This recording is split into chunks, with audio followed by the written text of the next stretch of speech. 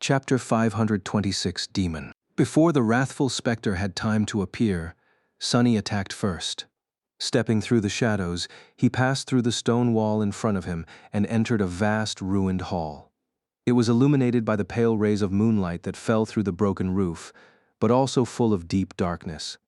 That darkness was cut by the bright radiance emanated by the incandescent blade of the cruel sight.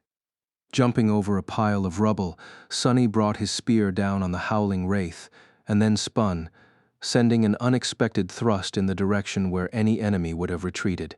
Sadly, the apparition was suddenly somewhere else. Curses! The wraiths moved through space as if they were suspended between two worlds, as well as between the ground and the night sky. Their feet, if they had any, never touched the stone floor, and as such, Sunny couldn't observe their footwork to judge their next move. What's worse, sometimes they simply disappeared and then appeared some distance away, as if phasing between different states of existence. It was a bit like fighting Sunny himself, when he used Shadow Step to zip around the battlefield. So annoying. Dashing forward, he barely avoided the ghostly claws and rolled over his shoulder on the floor.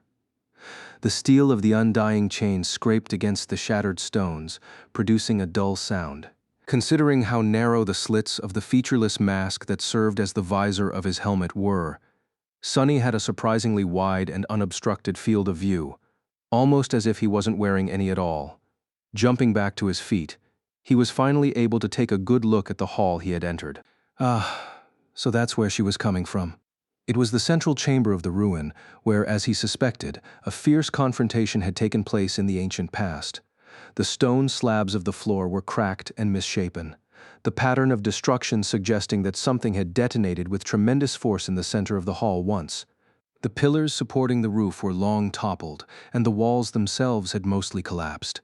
In the center of the room lay the remains of something resembling a massive stone chalice, now broken and almost unrecognizable. And there were human bones littering the floor. Some skeletons were scattered entirely, and some were still whole. A few even wore the rotten remains of red silken garments that strongly resembled those of the deadly specters. Sunny had no doubt that these were the remains of people from whose souls the ghastly wraiths had been born. He had no idea how they had died, why their souls had turned into vengeful specters instead of dissipating into the void, and what drove them to madly attack anyone who approached the ruins. All he knew was that the wraiths were very hard to destroy and full of seething hatred toward the living. Or maybe they just really hated him in particular, for whatever reason. He grinned, and then brought his armored boot on one of the skulls, crushing it into dust. That caused the damnable specter to let out another chilling shriek and lunge at him with murderous fury, as if she had lost all reason, if the creature had any reason, that is, to begin with. Which was precisely what Sunny was hoping for.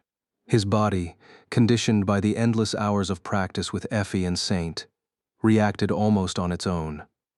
Shifting his weight to his right foot, Sunny burst with motion and threw his hand up.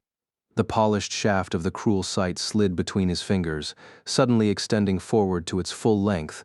He only caught it near the very end. The reach of this strike was truly incredible, compared to how far a tachi like the Midnight Shard could effectively cut.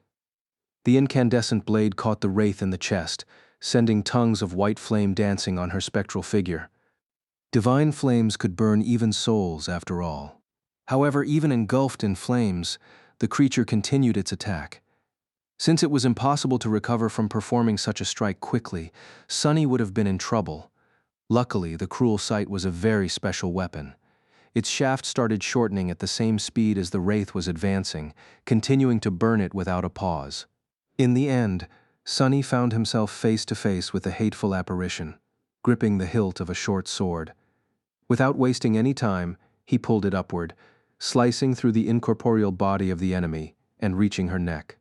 White flames suddenly tore through the darkness of the creature's eyes, and before her ghostly claw could reach his flesh, just like that, the wraith was destroyed. As her figure shimmered and started to disappear, Sunny let out a shaky breath, then summoned Saint from the shadows and threw the cruel sight to her. "Guard me. You have slain a fallen demon, Chalice Maiden." The taciturn demon calmly caught the sword, weighted it in her hand, and then assumed her usual indifferent pose. Your shadow grows stronger. Sunny gritted his teeth. Ah, this is going to suck. The voice of the spell resounded once more, echoing in the darkness of the ruined hall. Your shadow is overflowing with power. He screamed and fell to his knees, feeling as though his very soul was on fire, as though something was rising from its dark depths, ripping it apart. Your shadow is taking shape. Damn it all, why does it have to hurt so much? Sunny groaned and clawed at the floor, tears streaming from his eyes. The fingers of his armored gauntlet left deep grooves in the stone. The pain he was experiencing was not the worst he had ever felt, but really up there. Arg. He slammed his fist down, sending cracks through the slab of ancient stone, then did it again and again, pulverizing it into tiny shards. Eventually, those shards turned into dust, and only then did his agony finally begin receding.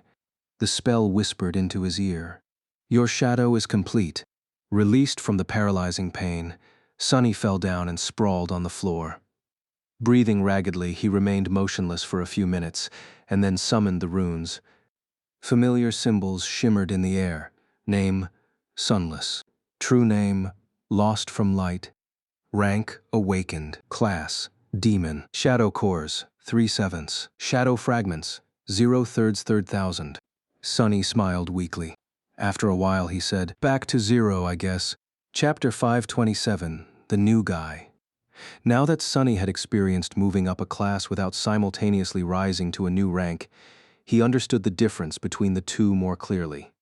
Ascending to a new rank was a much more profound change. It elevated the quality of his shadow cores and essence, gifted him with new abilities, and allowed for a deeper access to his aspect. The resulting jump in power was nothing short of tremendous.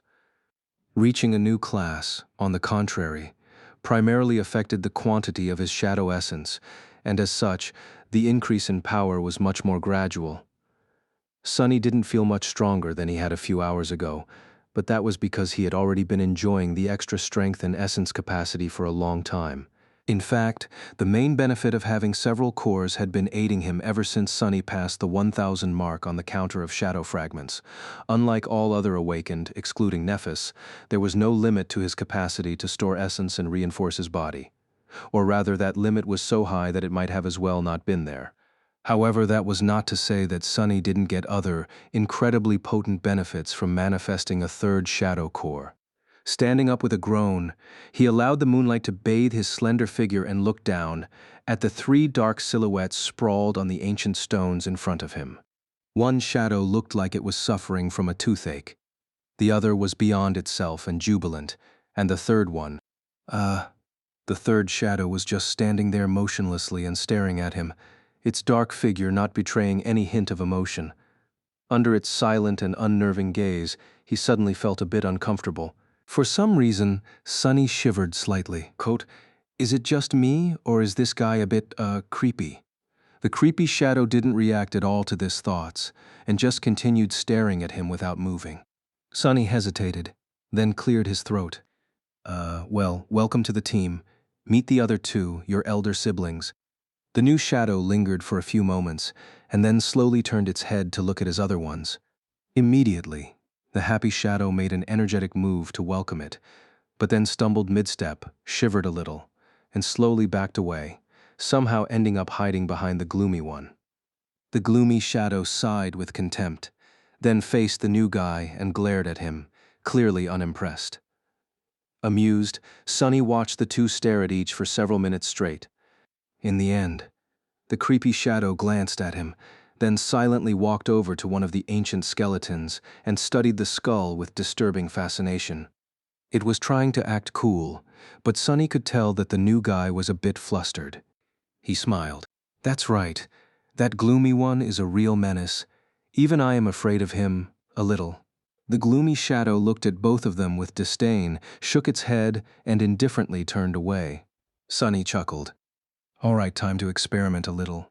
After that, he summoned all 3 shadows and wrapped them around his body. Immediately, he felt explosive might course through his veins, his skin turning hard as stone, his speed increasing tremendously. It was as though he grew 4 times more powerful than he had been a couple of seconds ago. A dark grin found its way onto his face. So that is how it feels to be a demon. Sunny dashed to the wall of the vast chamber, then ran back, raising a gale of wind in his wake. Then, he brought his fist down on a piece of rubble, making it explode into a cloud of shards. Finally, he saturated his muscles with essence and jumped up, easily flying a dozen meters into the air, and climbing onto the roof of the ruin through the breach in the dome of its central hall. His heart was beating fast in triumphant exhilaration. Incredible. This is amazing. Sitting down, he glanced at Saint, who was far below him now, and laughed. Sunny was more powerful now than any awakened was supposed to be. In fact, in terms of pure physical ability, he was much closer to masters, perhaps even at the same level as those of them who had just reached their rank and had no time to reinforce their cores yet. That was not to say that he had a good chance of prevailing in a fight against an Ascended. Physical ability was not what made them so deadly, after all. Remembering the ease with which Master Jet had severed the arm of a fallen tyrant, Sunny sighed wistfully. What's more, he now had the ability to augment 3 things at the same time. If Saint wasn't with him, Sunny could enhance his body, his armor, and his weapons simultaneously. Depending on the situation, he could also stack augmentations either on the Cruel Sight or the Undying Chain, which gave him much more choices during a battle with especially tough or dangerous opponents. And there was one other thing. Sunny summoned the runes and glanced at a particular string, Shadow Soul Serpent. Shadow rank, dormant. Shadow class, demon. Aha, just as I thought. Before, the Soul Serpent was a mere monster. Sunny had long thought that the Shadow's rank depended on the level of Shadow Dance comprehension he was able to achieve, while its class depended on his own. Now, he had proof. Looking down, Sunny noticed new runes shimmering in the darkness. Shadow attributes, Shadow Guide, Soul Weapon, Shadow abilities, Serpentine Steel. The ability was new. Excited, he read its description. Serpentine Steel ability description. Shadow Serpent's soul weapon form can assume the shape of any weapon. A crooked smile appeared on his face. Commanding the serpent to slither forth and assume the shape of the dark Odachi, he studied the great sword for a few moments, and then gave another command. The lusterless blade suddenly flowed like black mercury, and a few moments later, he was holding a long spear in his hand. Almost unseen on the dark wood, the scales of a long coiling body were engraved on its shaft, the spearhead shaped to resemble that of a serpent.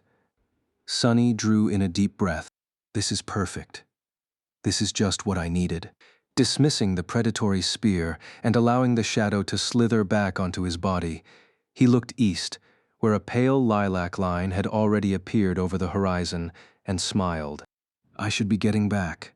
The new day was coming, and Sunny couldn't wait to return to the real world. With only a few months left until it was time to challenge the Seed of Nightmare, he had a lot of things to do. Chapter 528, Personal Style. A few days later, Sunny was in his living room, watching as Rain performed the same strike over and over again, her eyes full of stubborn determination. The practiced sword rose and fell, over and over again, cutting the air with a whistling sound. Actually, her form wasn't bad. Effie was currently traveling between citadels, so she had not come out of her sleeping pod for a while now. Sunny and Rain were alone, which made the training session much less lively. Finally, some peace and quiet. Despite thinking that Sunny couldn't help but feel that his home seemed a little bit empty these days, he sighed. There were other things on his mind too. Now that his part of the deal with Cassie was complete, the journey into the nightmare was drawing close. No matter how aloof about the whole thing Sunny wanted to remain, he was aware that there was a real possibility that he would not return from that trial alive. Even if he did, there was no telling how long conquering the nightmare would take.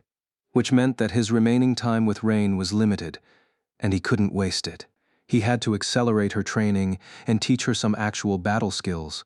Observing the teenage girl, who continued to swing her practiced sword while drops of sweat rolled down her face, Sunny was in deep thought. What style was he going to teach her?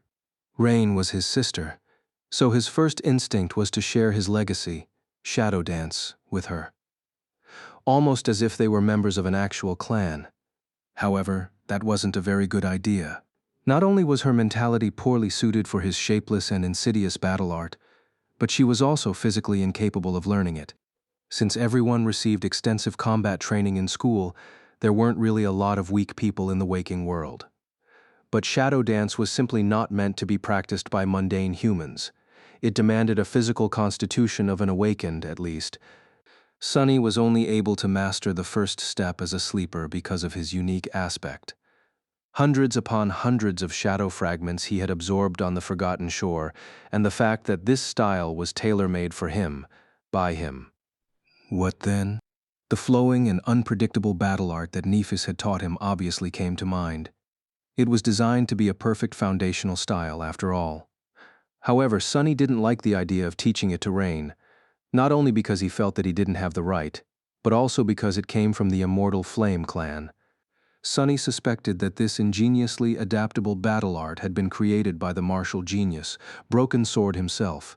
He also had an idea of who Broken Sword's killers were. Who could tell what problems knowing this style could drag along? By now, Sunny had also learned a plethora of various battle styles in the dreamscape. However, none of them impressed him too much. That meant that there was only one choice left. Coincidentally, he felt that it was the most fitting. Saint's solid, grounded battle style. It seemed to suit Rain's quiet, thoughtful, and meticulous personality very well. It was also the most precise and methodical technique Sunny knew, and one that provided the best defense. His goal was to ensure that Rain survives for as long as possible, and having a flawless defense went a long way if one wanted to not die. More than that, his sister seemed to share a connection with Saint. If she was such a big fan of the graceful demon, perhaps there was a reason for that. In any case, learning the style of her idol would not be the worst thing in the world. Noticing that he was staring at her with a dark expression, Rain stopped and gave Sunny a questioning look. What? Did I mess up? He slowly shook his head. No, actually your form was perfect for the last 100 strikes. A wide, incredibly bright smile suddenly appeared on the teenage girl's usually calm and collected face. Aha. See, I practiced every day while you were gone on your trip. All my classmates think that I lost my mind. What do those fools even know? The corner of Sunny's mouth twitched. Since when does she refer to people as fools? She was such a polite girl before meeting me. Rain blinked a couple of times, then asked, "But if I was doing it right, why were you staring at me with that curses and damnation expression of yours? A what now?" "I don't have a—" Sunny cleared his throat. I think that you're ready to learn more than one strike." Rain beamed. Yes, finally. She looked around the living room and then said, "So, are you going to show me some real battle techniques? Effie said that you are decent with the sword. At least I think that was what she meant. Are you?" Sunny hesitated, then shrugged and stood up. "Yeah, I do know my way around a sword. Let me just this place is too cramped. Follow me." Turning around, he went toward the hallway and pressed on a certain wall panel, which then moved aside, revealing the doors of an elevator. Rain stared at all that with a funny expression. You have a secret door in your house?" Sunny smiled. "Sure. Actually, I have two. One for the stairs and one for the elevator." The girl thought for a second, and then gave him an understanding nod. "Ah, you have an underground shelter. That's smart. We don't have one in our home, since building it is very expensive." He gave her a strange look. "Aren't your parents rich?" Rain laughed. "For a wildly successful young entrepreneur, you don't know a lot about money, do you, Sunny? Sure, our family is not poor, but there's rich, and then there's rich, and we're not that kind of rich." Sunny tilted his head, trying to make sense of what he had just heard. What the hell is that nonsense? Rich is rich, isn't it? He frowned. "I know lots about money, kid. I know to make it and how to spend it. What else is there to know?" Rain stared at him for a few moments, and then silently shook her head. Together, they entered the elevator and descended into the underground dojo. Chapter 529. Secret Lair. The dojo was rather large and submerged in absolute darkness. Sunny gave the home a command, and immediately, bright light chased the darkness away, revealing the floor, walls and ceiling that were covered by heavy plates of armored ceramic alloy. Some of the plates already had cracks in them, which Sunny was painfully aware of after all. Those cracks had appeared as the result of Saint repeatedly slamming him against the floor. Simply looking at them made Sunny ache all over. I'm going to have to replace a few soon. He exited the elevator and walked over to a stand where various practice weapons were kept. These weapons were made out of reinforced synthetic materials to withstand the intensity of awakened training, and had cost him a fortune. Sadly, Sunny had never even touched them, since training with the real deal was far more effective. Behind him, Rain walked into the dojo and looked around with curiosity. This space looked dark and mysterious, like a lair of a mythical monster. Do you come here a lot? Sunny gave her a short look. Of course I do.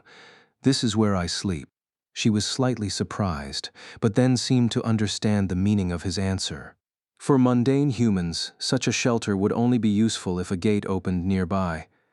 But awakened were more or less defenseless while in the dream realm. They needed the protection an underground bunker could provide much more, since their empty bodies could be easily destroyed when the spirit wandered away. Her gaze traveled to the steel sarcophagus of the sleeping pod, and then moved past it. Suddenly, Rain's eyes brightened. Wow, is that a dreamscape pod? Sunny hesitated, surprised by her strong reaction. Sure. Why? My super expensive sleeping pod is much more impressive. Why is she so fascinated by that silly thing? The teenage girl walked over to the alcove with the two machines and studied one of them with excited curiosity.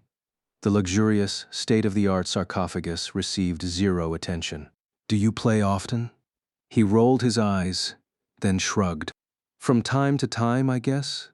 When I have time. Dueling other awakened helps with my own training. Rain sighed with envy. That's cool. Some of my classmates have personal dreamscape pods, too. They play the version for mundane humans, of course, but it still sounds amazing. Sunny smiled. What do you want to play? Rain looked at the pod for a few moments, then slowly shook her head. When she spoke, her voice sounded too mature for her age. No, not really. It's only fun with friends. He frowned a little, then asked in a neutral tone, Why, don't you have any friends? The teenage girl sighed, then turned away from the capsule. No, I used to have a lot in my previous school, but after Dad got me a spot in this one, I just study and go home.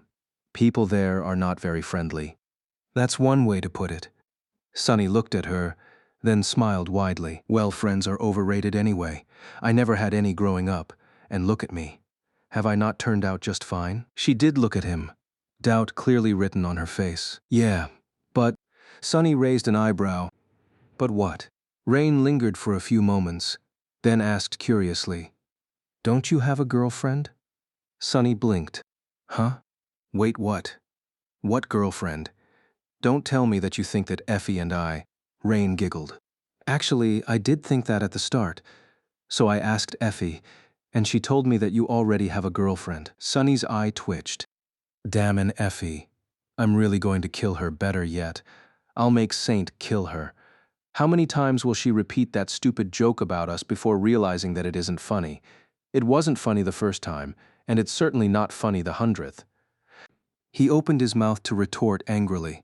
However, Rain's next word made him fall silent. She said that you bring her flowers every week, and even visit her mom from time to time.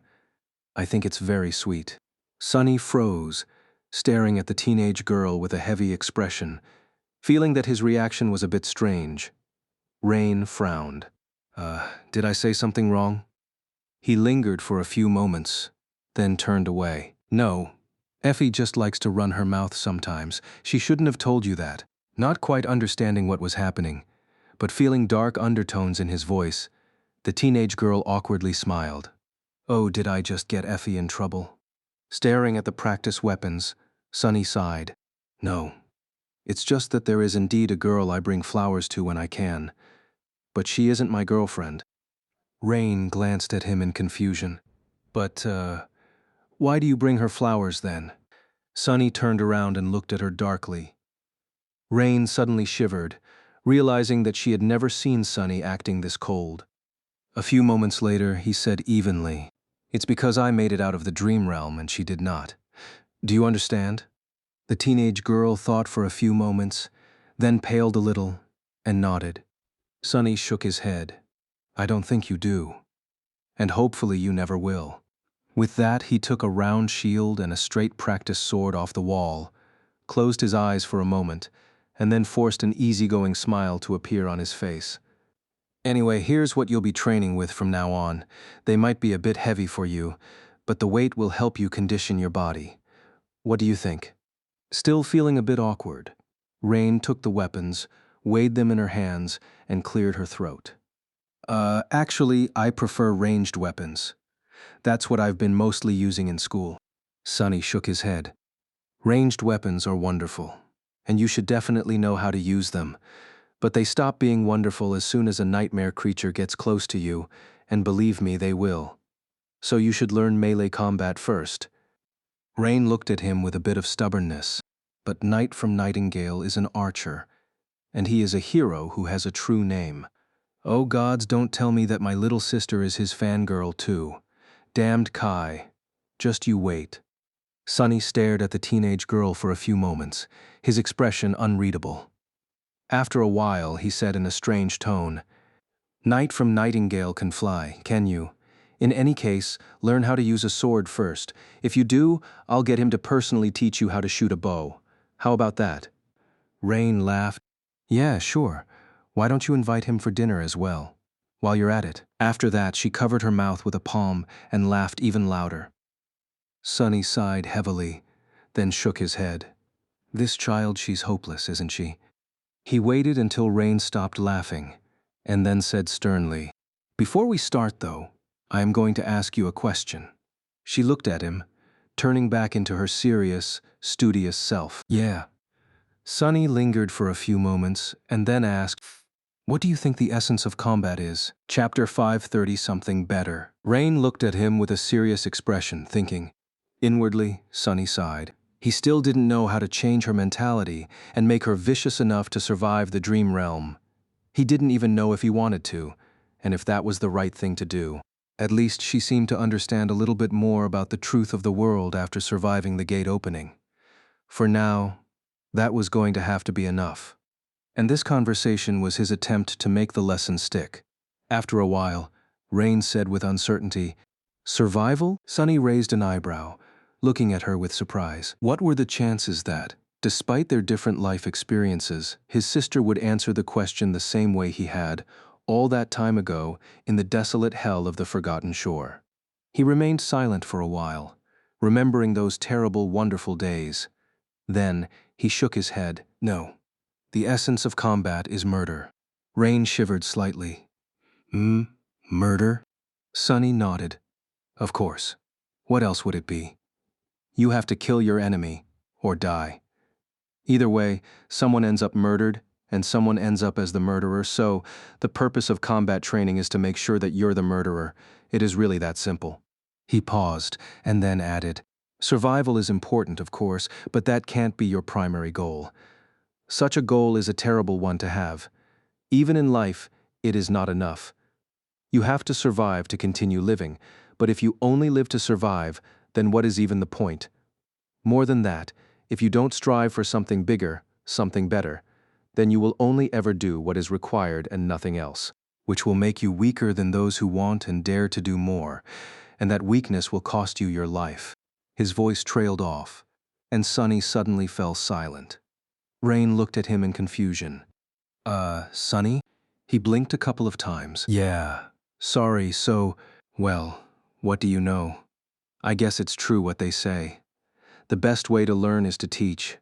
While trying to impart some wisdom, little as he had, on his attentive student, Sunny had accidentally stumbled on a truth about his own desperate desire to grow stronger. Everything Sunny had told Rain could be applied to himself. He had long ago abandoned his singular desire to survive at all cost, and now wanted much more.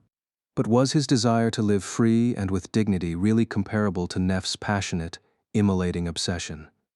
Would he really be able to surpass her while being driven by such a mundane goal? That gave Sunny a lot to think about. He glanced at Rain, and then continued. Mastery of combat can be divided into two aspects: mastery of the body and mastery of the mind. Your body can be trained through exercise, but your mind is much more tricky. If you can understand the true essence of combat, however, truly grasp it with your very core, then you will have enough clarity to master the mind. Sunny spent some time explaining the fundamental laws of combat, at least to the extent that he himself understood them, to Rain. In the end, he wasn't sure that she really grasped the knowledge he wanted to share with her, but it was at least a start. Thinking back to his own tumultuous education, Sunny couldn't really blame her. It was hard, or maybe even impossible, to really understand battle without experiencing it. He had met Naphis after surviving the first nightmare and several days of fighting for his life on the Forgotten Shore. Even then, it had taken being nearly killed by a carapace centurion for him to reach the state of clarity. There were no carapace centurions around, and Sunny certainly wasn't going to run her through with a sword. So for now, this was going to have to do. After the verbal lesson, Sunny showed Rain a few basic stances and katas of Saint's style and watched her struggle to replicate them. The progress was slow, but she was really a talented kid. For now, what held her back the most was her weak body. But that was okay. One couldn't expect a teenage girl to be as strong as an awakened. Her body could be trained, of course. Rain was never going to be as strong and resilient as a burly, able-bodied man. But then, neither was Sunny. Due to his low stature and lean build, he couldn't compete with people like Castor or Master Roan in terms of physical might. However, this could be mitigated by aspect abilities, absorbing fragments, and mastering precise essence control. What's more, sharp weapons were the great equalizer. The purpose of a weapon was to reduce the amount of force one needed to apply to deliver a lethal blow. Unless one planned to beat their enemy to death with their fists, technique and skill were much more important than pure strength. And Saint's battle style could make that inherent disadvantage even slimmer. After a while, Sunny judged that Rain had had enough. The girl seemed to be sufficiently exhausted, and pushing further would not do her any good. He gestured for her to stop and placed the practice weapons back on the stand, then summoned the endless spring and offered it to the tired girl. Rain was breathing heavily, her pale face glistening with sweat.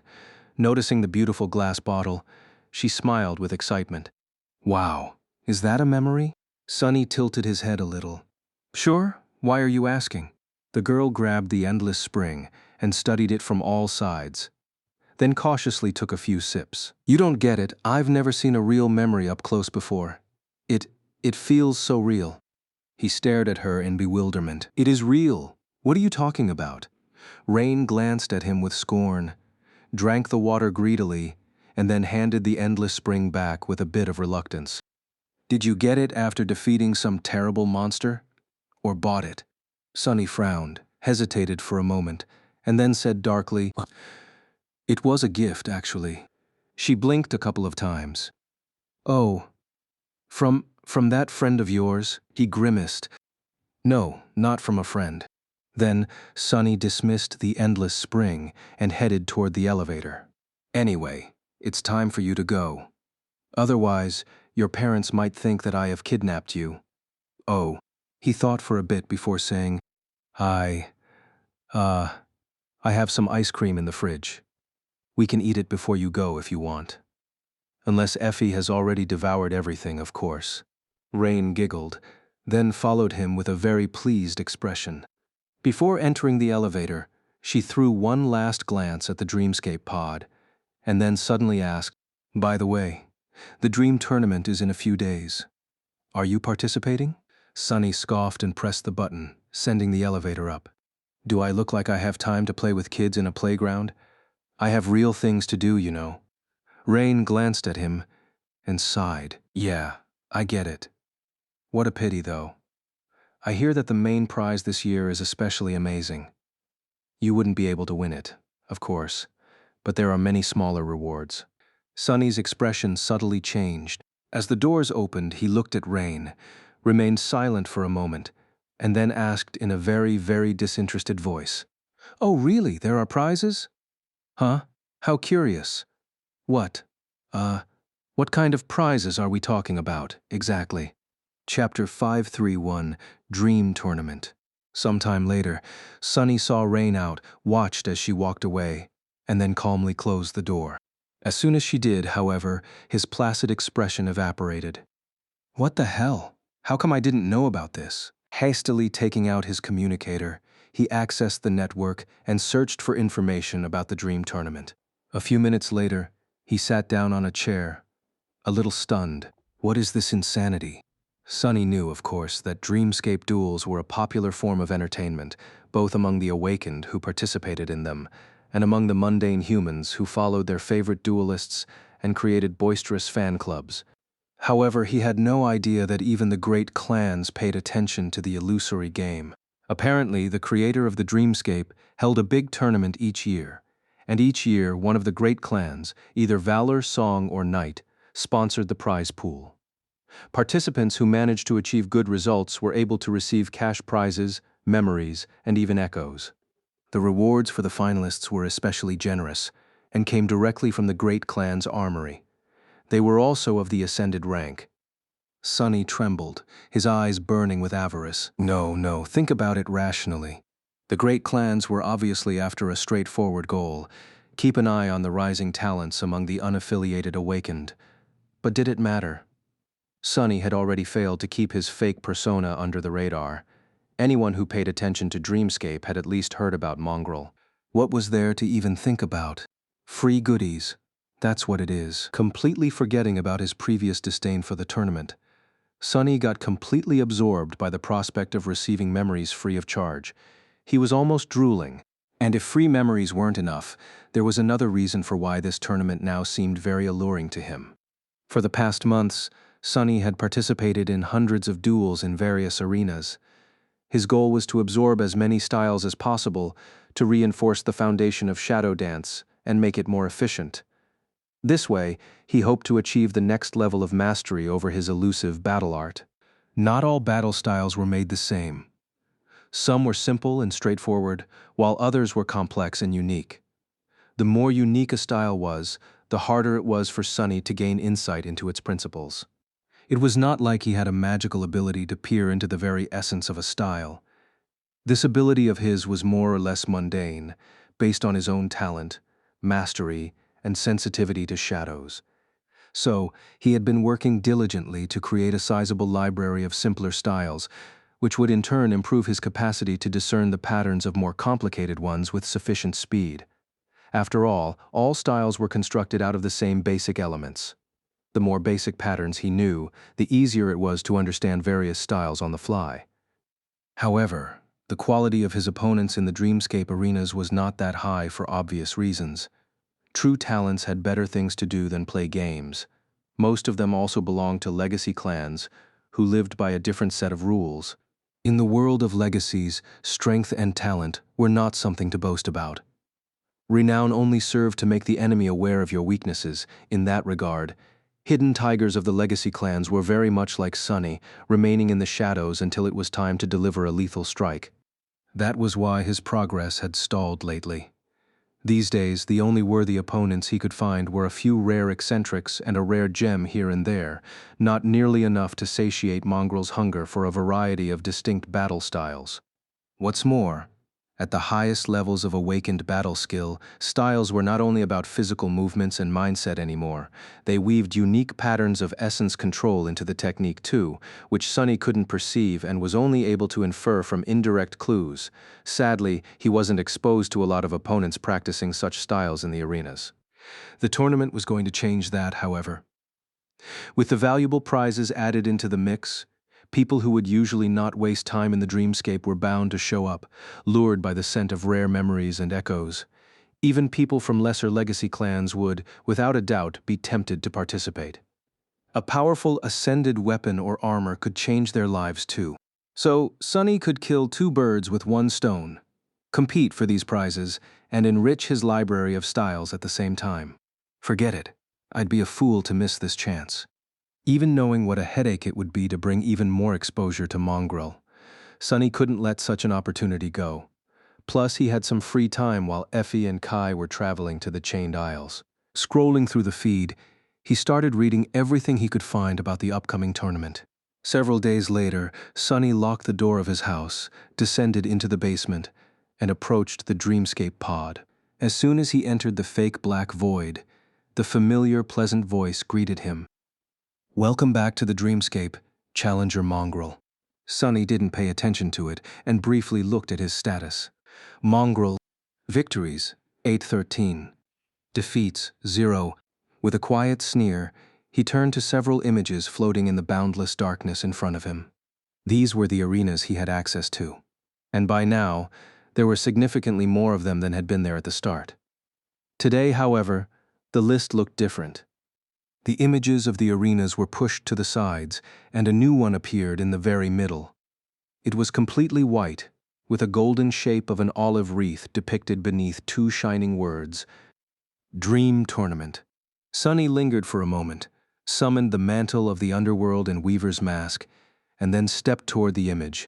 Chapter 532, Ancient Forest. The golden wreath disappeared, and Sonny found himself facing two new images.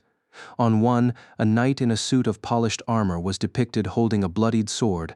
On the other, a warrior in an archaic armor was shown standing back to back with the knight, a slender huntress drawing her bow behind them.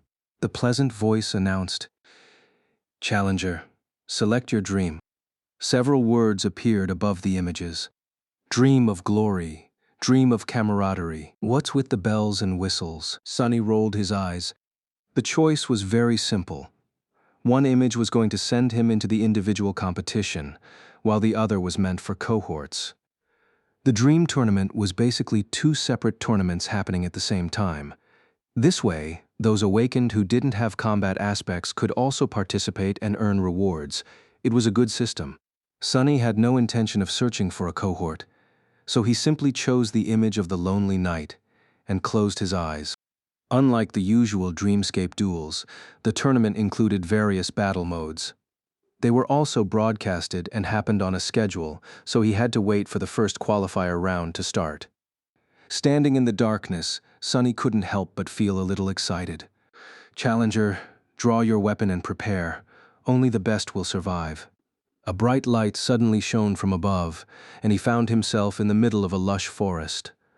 All around him, ancient trees swayed lightly, their leaves rustling in the gentle wind. Some distance away, a tranquil lake glistened in the sunlight, and from its clear waters, a breathtakingly beautiful castle rose into the sky.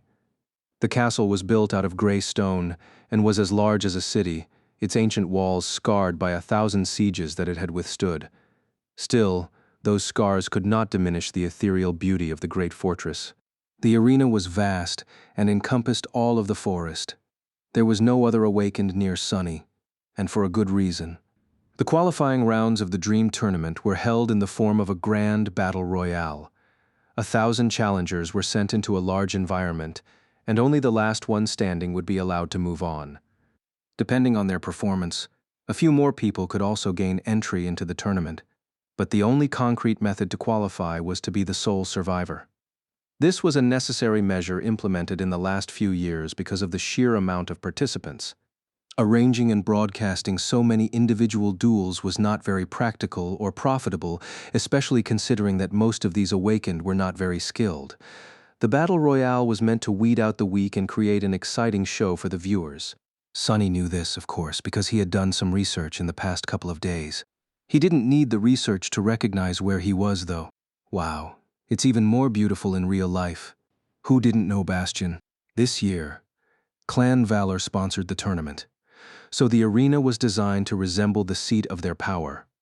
Great Bastion, one of the 3 most populous human citadels in the Dream Realm. Sonny had never been to the ancient castle, but its image was ubiquitous in popular culture. He recognized it instantly. So this must be the Lake of Bones then. And all around him was the ancient, cursed forest that Anvil of Valor had destroyed. These days, of course, the landscape surrounding Bastion was very different. Instead of a lush forest, it was surrounded by a sea of ash and charred remains of the dreaded Titan, with human forts built here and there to repel powerful nightmare creatures from wandering close to the citadel. But thanks to the dreamscape, Sonny got to enjoy the way this place had looked before, vibrant and pristine. The only difference was that there was no harrowing darkness hiding behind the veil of false tranquility. Ah, how nice. Compared to the chained aisles, it was a nice change of pace. Just as he thought that, the voice of the dreamscape suddenly announced, Challenger Mongrel number 19 was eliminated. Sonny tilted his head. Well, that was fast. Also, what's up with that alias? Shaking his head, he commanded the Soul Serpent to assume the form of the Odachi and calmly headed deeper into the forest. It was time to start hunting. On the official broadcast channel, the image of an eliminated player was shown briefly. Then, a rather light-hearted voice spoke. What a kill. Just a few seconds after the start, and we already have a casualty. Let's all wish Mongrel number 19 better luck next year. An avatar of an exquisitely handsome young man appeared in the corner of the broadcast. Glancing at the camera with a bright smile, he continued. And so, the 5th annual Dream Tournament has begun. Yes, it's me, Cyclus, your favorite commentator and nightmare creature expert. Hold the applause, hee. Guys, I have a big surprise for you. Guess who decided to join me in the commentator booth today? The young man paused and then gestured to the other side of the screen, where an older man with sharp features, deep eyes, and a short beard appeared. That's right, you're not hallucinating. It's Dimmy, the great lore master and former Dream Champion. Give him a warm welcome. As a deluge of messages flooded the chat, the older man smiled. Hey everyone. Cyclus, meanwhile, spoke again. We have a couple of minutes before the real action starts, since challengers need some time to find each other in this beautiful arena. So while we wait, I have a couple of questions for Dimmy. He glanced at the broadcast, which switched between various awakened traveling through the forest. Some of them were well-equipped and looked skilled, while others less so. First of all, this year we had a record number of fighters signing up for the tournament. What are your thoughts on that as a veteran Dreamscape duelist, Dimmy? The older man smiled. It's nice to see more awakened taking up the illusory sword. Some of them might even know how to use one. Of course, I have to give a lot of credit to the generosity of the great clan Valor. They have really outdone themselves with the prizes this year. No, I'm not salty. Not at all. Cyclus laughed, and then threw a mischievous glance at his colleague. All right. Then I'll ask you the question that I am sure is on everyone's mind. As an expert, who do you think will win the tournament, and why is it Mongrel? Chapter 533, Battle Royale. As soon as the commentator mentioned Mongrel, the feed changed to the image of a menacing figure in black armor calmly walking through the forest, the blade of the infamous Odachi resting on its shoulder. The lightless pits of the demonic mask's eyes stared directly into the camera, as if there was nothing but darkness beneath it. As soon as Mongrel appeared on the screens, the chat exploded. Yes, it's Mongrel. Hail to the Lord. Huh? Who is Mongrel? You mean hail to the lady? Dimmy laughed. Ah, yes, this guy. Well, Mongrel is a really impressive fighter, but the results may not be as predictable as everyone thinks. Every year the same thing happens. At the later stages of the tournament, two distinct groups clash. One is the Dreamscape elites, and the other is newcomers attracted by the rewards. Historically, the newcomers tend to do better. He sighed and shook his head. Plus, we don't really know a lot about Mongrel. Sure, he has a very impressive track record, but most of his wins were achieved against random opponents. Who knows what will happen when he faces the best of the best? If I were to bet, my money is still on Queen Bee. If anyone has a chance against the newcomers, it should be her. Cyclus nodded a few times, expressing his enthusiastic agreement. Sure, but still, returning to Mongrel.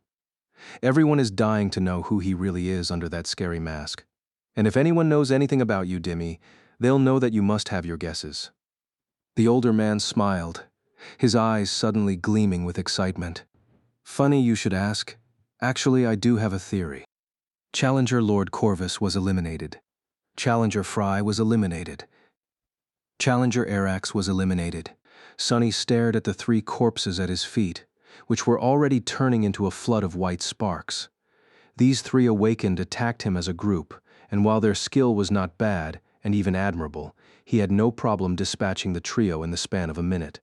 The fact that they had managed to remain alive for more than several seconds was already an excellent result, considering who their enemy was. Flourishing the odachi in the air, Sunny shook the drops of blood off its blade and continued walking. Technically, he didn't have to clean his blade since the blood was bound to turn into sparks of light and disappear too.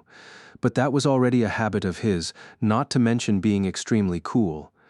Truth be told, that short skirmish was not as easy as he had made it look. The awakened were dangerous enemies, since each of them possessed a unique aspect.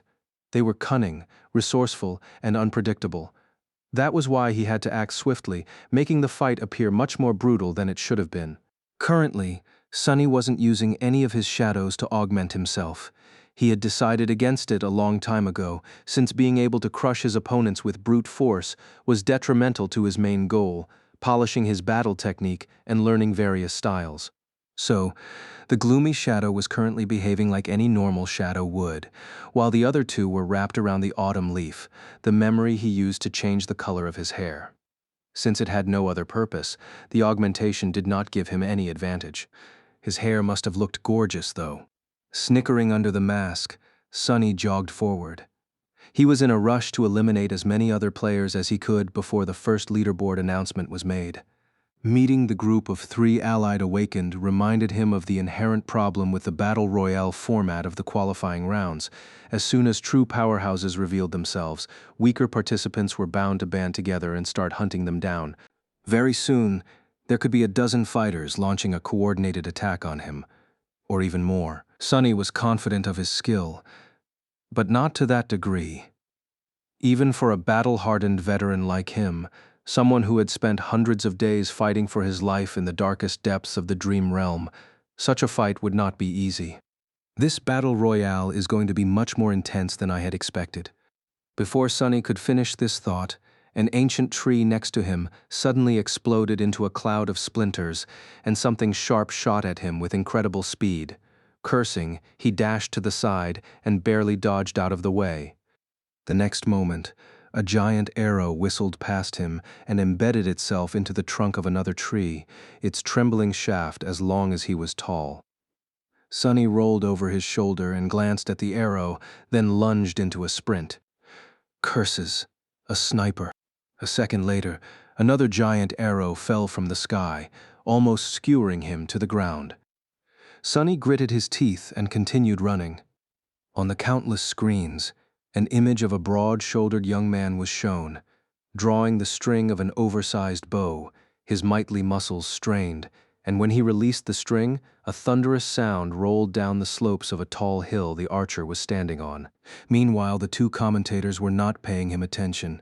And so, I can say without a shadow of a doubt that Mongrel is not, in fact, one of the Forgotten Shore survivors, but actually the son of the secret child of the legendary Nightwalker, the founder of the House of Night. Well, this is my theory anyway. Cyclist glanced at Dimmy with a wide smile, and then turned the conversation back to the skirmishes in the ancient forest, which were starting to happen more frequently and grow in intensity. Is that so? Well, that secret grandchild seems to be in big trouble. Despite Mongrel's savage victory over the 3 other challengers, now he seems to be in the crosshairs of one of the newcomers you spoke about earlier. Let's take a look. The feed changed to the image of Mongrel running swiftly through the woods, dodging one giant arrow after another. His movements seemed steady and precise, as though he had a second pair of eyes at the back of his head. Cyclist glanced at the indifferent black mask and involuntarily shivered. Wow, look at that. What a commendable feat to maintain calm and composure in such a tricky situation. It is almost as if Mongrel is not afraid of anything, not even being bombarded by a rain of enchanted arrows, each of them powerful enough to pierce a fallen monster through. Truly, that man has nerves of steel. I wonder what he is thinking about right now. What the hell?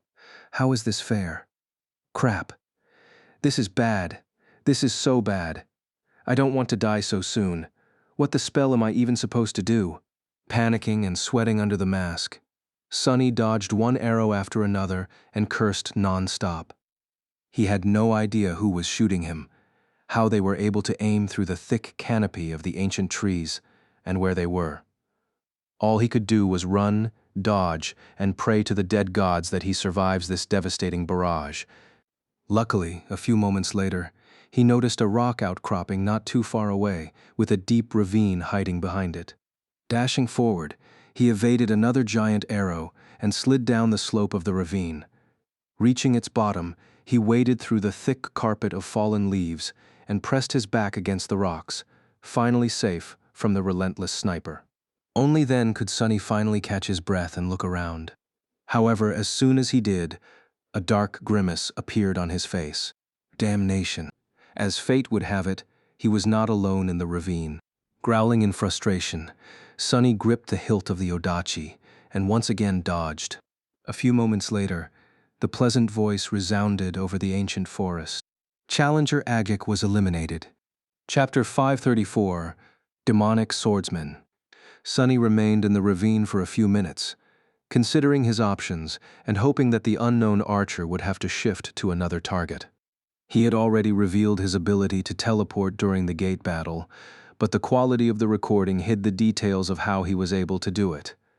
With the crystal-clear picture of the Dream Tournament broadcast, though Sonny couldn't risk using Shadow Step again, even if he really wanted to.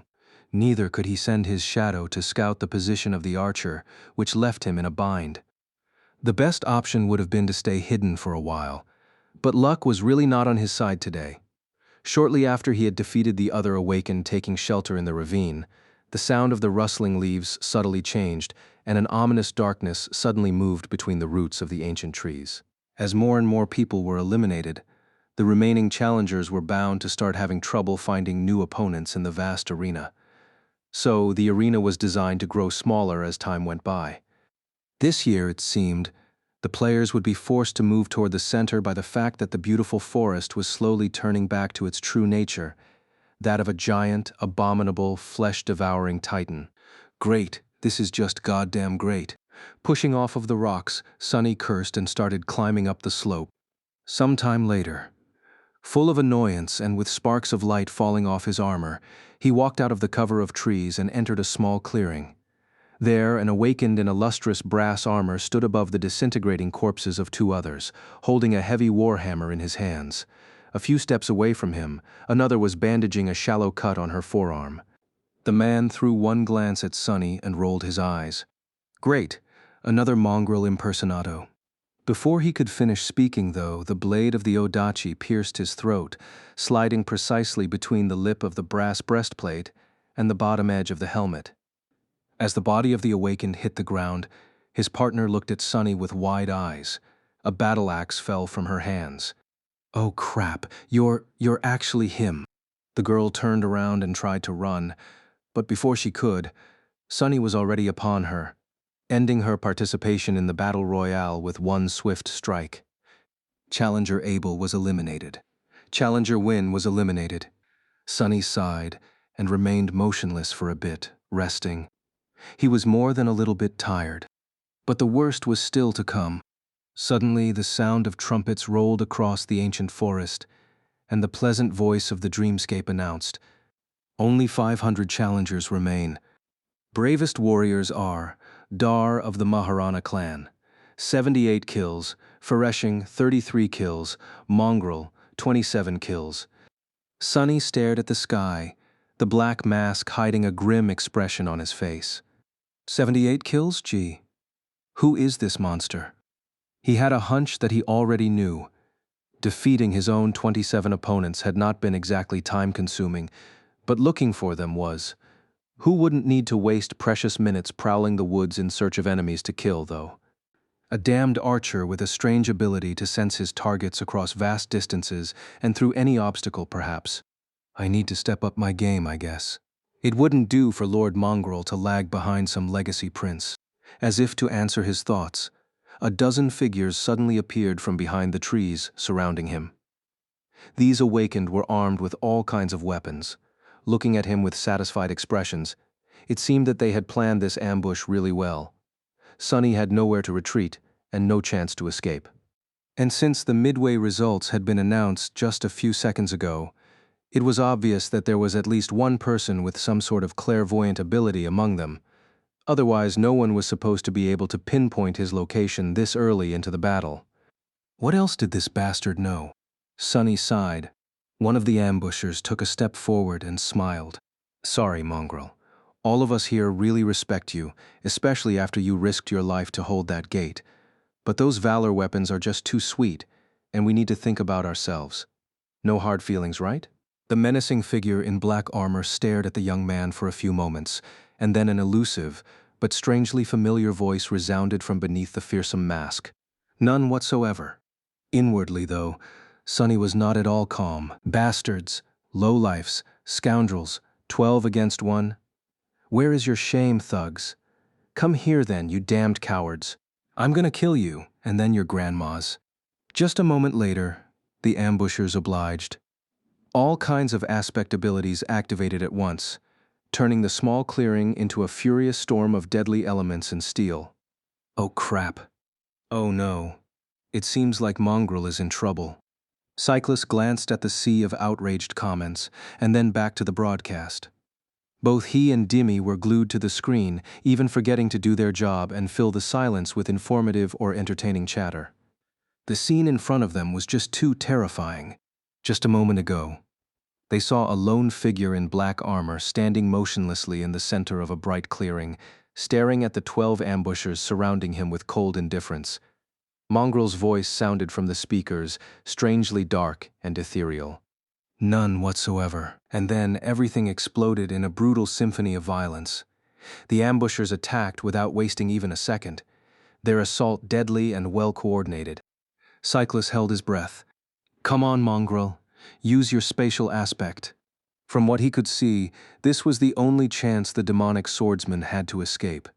However, as a fan himself, Cyclus knew that Mongrel never used his aspect in the dreamscape, as if it was somehow beneath him. Mongrel only ever relied on his sword, his skill, and unadulterated technique. Such dignity.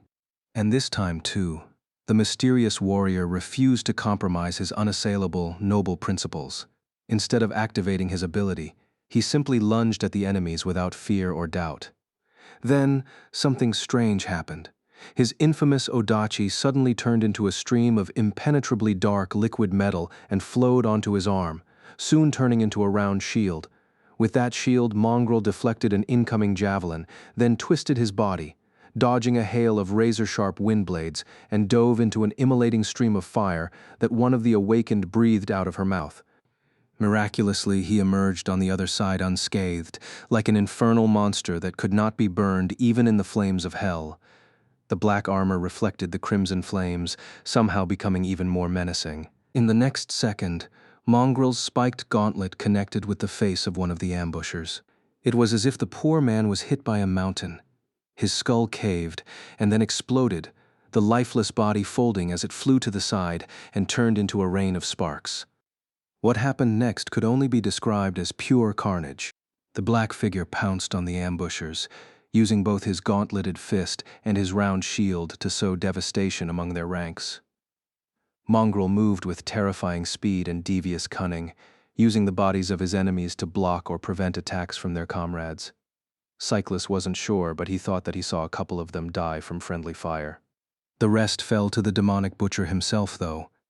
Every move Mongrel made was precise, calculated, and deadly, but also brutal and utterly cruel. He danced among his enemies like a grim reaper, killing them one after another without showing any sign of even knowing what mercy or hesitation were. Blood, screams, and flashes of light filled the clearing for a good couple of minutes. And when it was all over, the lone black figure was left standing alone amidst the bodies, covered in blood from head to toe. A moment later, that blood turned into sparks of light, too, and awash in light. Mongrel stepped forward, his armor as black and pristine as ever. Cyclus remained silent for a few moments, and then said hoarsely, "Hey, Dimmy, did Mongrel just slaughter 12 awakened solo?" The older man cleared his throat. I might rethink my bet. Actually, my money is on that man." His colleague blinked a couple of times. After that, he glanced at the comments and forced out a smile. Is he even a man, though? Meanwhile, Sonny was on the verge of collapsing onto the ground. Arg, everything hurts. What the hell, why is this stupid battle royale so intense? I almost sullied my pants. That battle hell, it was too close. He barely managed to survive, and had only prevailed because the 12 awakened were clearly not a real cohort. They were experienced enough to coordinate their physical attacks, but when varied and unique aspect abilities had come into play, all their cohesion turned into pure havoc. He had used that confusion to quickly get rid of the most dangerous opponents, and then somehow cleaned up the rest. The mantle of the underworld still took several solid hits the armor itself held, but his body beneath was bruised and battered. Are these damn rewards even worth it? Damn, they'd better be. Suppressing a pained groan, he willed the soul serpent to turn back into an odachi and headed away from the clearing. Just 488 left. This is going to be a long day. Chapter 535, No Hard Feelings. A triumphant sound of trumpets resounded above the ancient forest. Only 3 challengers remain. These brave heroes are Mongrel, 111 kills, Fereshing, 87 kills, Kim Saito, 59 kills. Dream of glory awaits heroes. Sunny dragged his tired body out of the forest, feeling the ground under his feet shift and tremble. At this point, the Titan was almost fully awake, and no part of the arena was safe. With the exception of the narrow strip of sand between the dark woods and the lake that he had just reached, of course. Sunny walked into the shallow water and stopped using the soul serpent to support himself. His breath was ragged and hoarse, and there were several dents on the onyx surface of the mantle of the underworld. Almost at the same time, 2 more figures emerged from the darkness of the hungry forest. One was an attractive young woman with broad shoulders and an athletic build, her long auburn hair gathered in a ponytail. She was wearing a modest red tunic, her torso protected by a leather cuirass, and wielded a light spear. Her blue eyes were tired, but clear, full of intensity and focus. The other was a man in heavy armor, carrying a greatsword with its blade inscribed by a complicated weave of runes. His face was hidden behind the visor of a helmet, with only calm, cold eyes visible in the narrow slit. His steps were confident, but a little unsteady, betraying a dire level of exhaustion. This must be Fereshing and Saito. The mighty archer had not made it. Sunny could only guess what had happened to him. But the most likely scenario was pretty obvious. The powerful legacy must have run into an ambush similar to those Sunny himself had encountered, only with a much less happy result. Well, that was life. Dar of the Maharana clan had paid the price for daring to stand out too much without having enough power to answer for such audacity. On one hand, it was not very fair, as far as tournaments went. On the other hand, when was anything ever fair? Sunny much preferred to stay in the shadows, even if this damned persona of his had somewhat failed to help him in that regard. Coincidentally, none of those who had conspired to form a group had made it this far as well. And with a good reason. The type of person who would resort to such methods did not have what it took to win this battle to begin with. So Sunny was not going to underestimate his last 2 opponents. They had already proven how formidable they were.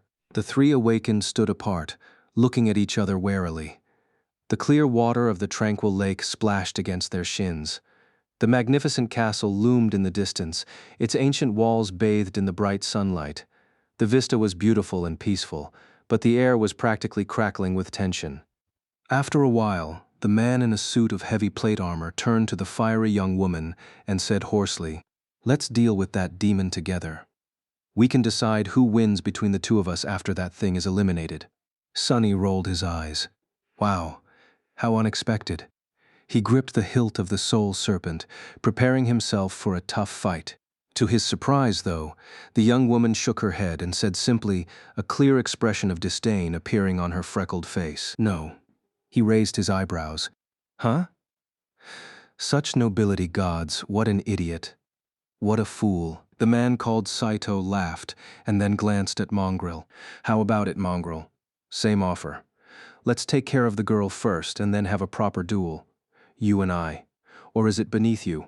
Sunny gritted his teeth, but had no choice but to say, "It is. Arg, curse it." Saito shook his head. "Young people these days so naive. Has the dream realm taught you nothing?" Sunny raised the odachi and grinned. "It taught me everything."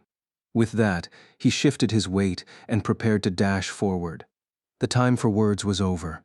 The other two also understood that, and in the next moment, the calmness of the clear lake was instantly no more.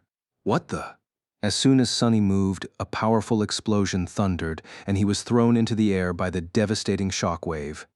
Landing in a roll, he hurriedly slotted the memory of fire into the mantle and rose just in time to see a massive fireball dissipate into the air. His body felt even more damaged than it had been a moment ago. Kim Saito, however, took the brunt of the explosion. His heavy armor was mangled and torn, patches of burned skin visible through the tears. Just as Fereshing lunged at him, tongues of flame appearing on the blade of her spear, he suddenly moved with unexpected agility, thrusting his sword forward. He wasn't aiming at the girl, though.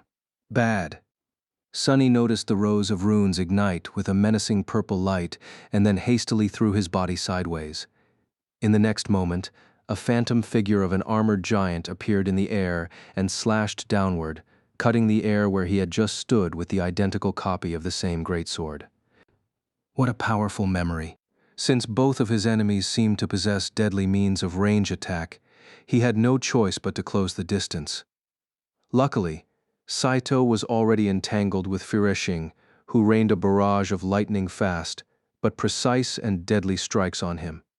It was as if the young woman was dancing, her auburn hair and red tunic flying through the air like tongues of wild flame. Interesting style, I should leave her for last.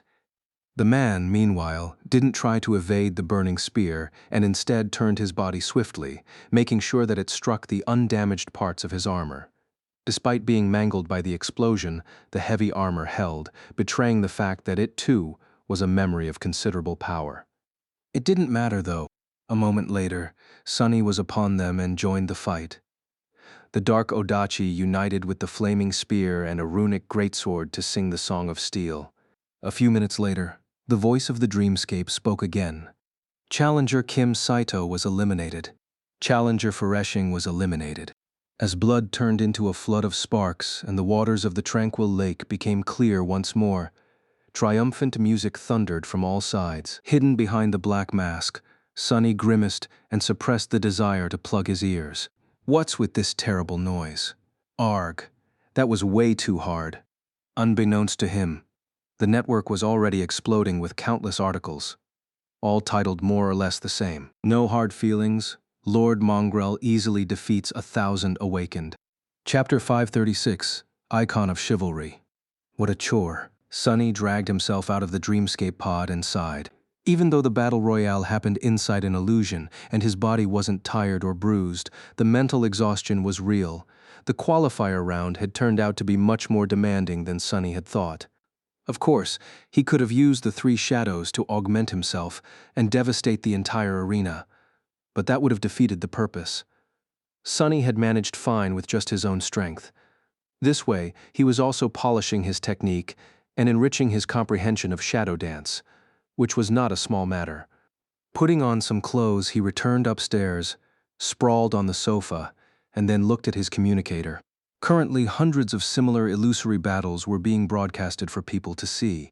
Some were already close to a conclusion, some were in the thick of bloodshed, and some were only just starting. However, not every broadcast received the same amount of attention. Those arenas where renowned duelists or especially powerful newcomers were fighting pulled the most of it. Sadly, due to Mongrel's infamy, the one Sunny had just finished was among the more popular broadcasts. It was also one of the earliest to end, so clips of the most exciting moments were already circulating on the network. Sunny groaned. Perfect. Just perfect. Another damned viral clip. His final fight against Fereshing and Saito received a lot of views, but nowhere near as many as the clip of his brutal confrontation with the 12 ambushers. The comments were exploding. Hell yeah, our Lord taught these thugs a lesson. Only 12? These guys are idiots. They should have gathered at least 100. No hard feelings. None whatsoever, gods. How can anyone be so cool? Did you see his Odachi shapeshift? I was not hallucinating, right? Is it just me, or does Mongrel's hair look extra gorgeous today? He grimaced, then looked at the comments under the other video. That Saito guy? Why did he even ask? Doesn't he know that Mongrel is an icon of chivalry? Of course it is beneath Lord Mongrel. He is so noble. What are you fools talking about? Mongrel is not noble. He is a wild beast. He only said that teaming up is beneath him because a beast like him doesn't need anyone's help to kill everyone. Gee, so many edgelords in the comments today. Eh? I miss the early days when only true experts knew about Mongrel. His technique was way better back then, too. Sonny stared at the screen for a while, then shook his head. What's wrong with these people? Since when was I an icon of chivalry? Wait, what does chivalry even mean? He shook his head again, then switched to the official feed and looked up the results of his match. Sonny, of course, qualified for the tournament the moment he had won the Battle Royale. However, other participants also had a chance to move on to the next stage. That depended on their performance and individual score, so there was no set number of people who would be allowed to continue. As it turned out of the 1,000 awakened who had fought in his battle royale, 2 more qualified to participate in the tournament. One of them was Fereshing, the young woman whom he had faced last, and Dar of the Maharana clan, the archer who had almost skewered Sonny with his giant arrows. Huh. The bastard squeezed through after all. Losing interest, Sonny turned off the communicator and yawned. Tomorrow, the real tournament was going to begin. Around 1,000 fighters, those who proved their mettle in the qualifying rounds, were going to face each other in proper duels, and after several days of intense competition, one victor was going to emerge to reap the best reward. I better rest well. He went back into the underground dojo, climbed into the sleeping pod, and closed his eyes. Soon, the familiar sight of the sanctuary appeared in front of him. Without wasting any time, Sonny left the altar island, went to his room, crashed on the narrow cot, and almost instantly fell asleep. Who said that there was no rest for the wicked? The next morning, Rain appeared at his doorstep for the training session, punctual as ever. Luckily, the tournament was not going to start until noon, so Sonny didn't have to find an excuse to cancel their lesson. Not that he would. This was much more important than some stupid tournament. He could get powerful memories elsewhere, but every day that passed was one less day for him to increase his sister's chances of survival. So, tutoring Rain took precedence. The girl repeated the movements and katas he had shown her the last time. Her form was as horrible as he had expected, but Rain was nothing if not diligent. She was improving with every set, slowly correcting the mistakes he pointed to her, and absorbing the technique into her bones. For a complete novice, she was doing rather great. Runs in the blood, I guess. Making sure that she couldn't see, Sonny faced away and grinned. At that exact moment, his communicator received a message. After looking at it, his mood improved even further. The message was from Aiko, informing him that the soul shards he had retrieved from the wormvine were finally sold. Transcendent shards were infinitely more rare and precious than those of lesser ranks, not only because they stored more essence, but also because there were aspect abilities and spell tech applications that depended on the quality of the raw materials used. So, Sonny just became considerably richer. He had not dared to sell Solvain's soul shard, though. There were certainly awakened out there who could determine the nature and source of a shard. If anyone learned that he was in possession of one coming from a human saint, Sonny would have to answer too many uncomfortable questions. So, he had just given it to Kai instead. Strengthening the members of his cohort was, in a sense, the same as strengthening himself. So Sonny didn't feel that aggrieved because of the loss of potential profit. It was still incredibly sad, though. After the training session was over, he made a tasty breakfast for himself and Rain. The girl was hungry as a wolf, so she destroyed the contents of her plate in record time. When she was almost done, Sonny glanced at her with an incredulous expression and asked neutrally, "Has that tournament of yours started?" Rain swallowed the last bite and smiled. "The dream tournament?" "Yes. The qualifying rounds were yesterday." He took a sip of tea, acting indifferent. "Oh, really? Right? I think I saw some clips on the network." Did you?" She nodded. "Yeah." Sonny lingered for a bit, then mentioned as if he just happened to think about it. I hear that mongrel guy is quite good." Rain scoffed. "Sure, I guess. But I don't like him." Sonny almost choked on his tea. "What? Why?" It took a lot of effort to keep his voice calm and conversational. Why don't you like Mongrel? Mongrel is awesome. He defeated 12 awakened solo, you know. The girl simply shrugged. I don't know. He just seems pompous. And who does he think he is? Going around teaching people how to live. Plus, what's up with that mask? A good person wouldn't have to hide behind a mask. That's what I think. Sunny glared at her with a bit of resentment, then forced out a smile. Well, I don't know. The mask is a powerful memory, for sure. And he probably doesn't even want to teach people anything. At least that is my impression. Rain frowned. Plus, he caused so many problems for Knight. If he had the tiniest bit of conscience, he would have come forward and refuted those ridiculous rumors. But I bet that he doesn't. Sunny's eye twitched. Aha, so this is the root of all this. Just you wait, Kai. I'll repay you for this one day. He slowly took another sip of tea and asked, hiding his outrage. You seem to know a lot about that tournament, huh? I thought you weren't very interested in that kind of stuff. Rain sighed. I am not. I just thought that maybe I'll see that awakened again, the woman who saved me. But she's not participating. Sunny wanted to say something, but before he could, the girl added, well, of course. A true awakened like her would never waste time on something frivolous like this. She is probably busy doing something important, exploring the dream realm to help humanity, protecting people from the nightmare creatures. Stuff like that, you know. Sunny smiled. That is certainly a possibility. Wait, what do you mean? A true awakened wouldn't waste. Didn't you suggest that I participate in that tournament? Rain looked at him as though he was stupid. That's you. And that's her. What kind of question is that? By the way, what time it is? Oh goodness. I have to run. With that, she hurriedly waved Sunny goodbye and dashed to the door, leaving him completely stunned. What the hell is that supposed to mean? That's me, and that's her. He remained motionless for a while, then slowly closed his mouth and looked at the time. As it turned out, he had to hurry too. The tournament duels were about to begin. Walking toward the elevator, Sunny was seething with anger. That's me. Well, of course, that's me. I'll show her hell. I'll show all of them. I mean, Mongrel will… curses. Chapter 537, Learning Curve. The opening ceremony of the tournament was supposed to be a spectacular event, with thousands of challengers, each of them a talented, awakened fighter, gathered in the magnificent central courtyard of the illusory bastion.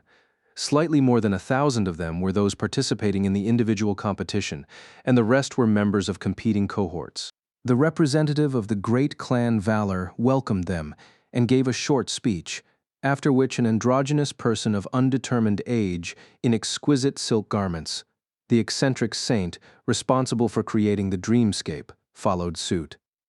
This transcendent had a hypnotically beautiful face that was, for some reason, plastered with an unreasonable amount of makeup, and a genteel, almost effeminate bearing.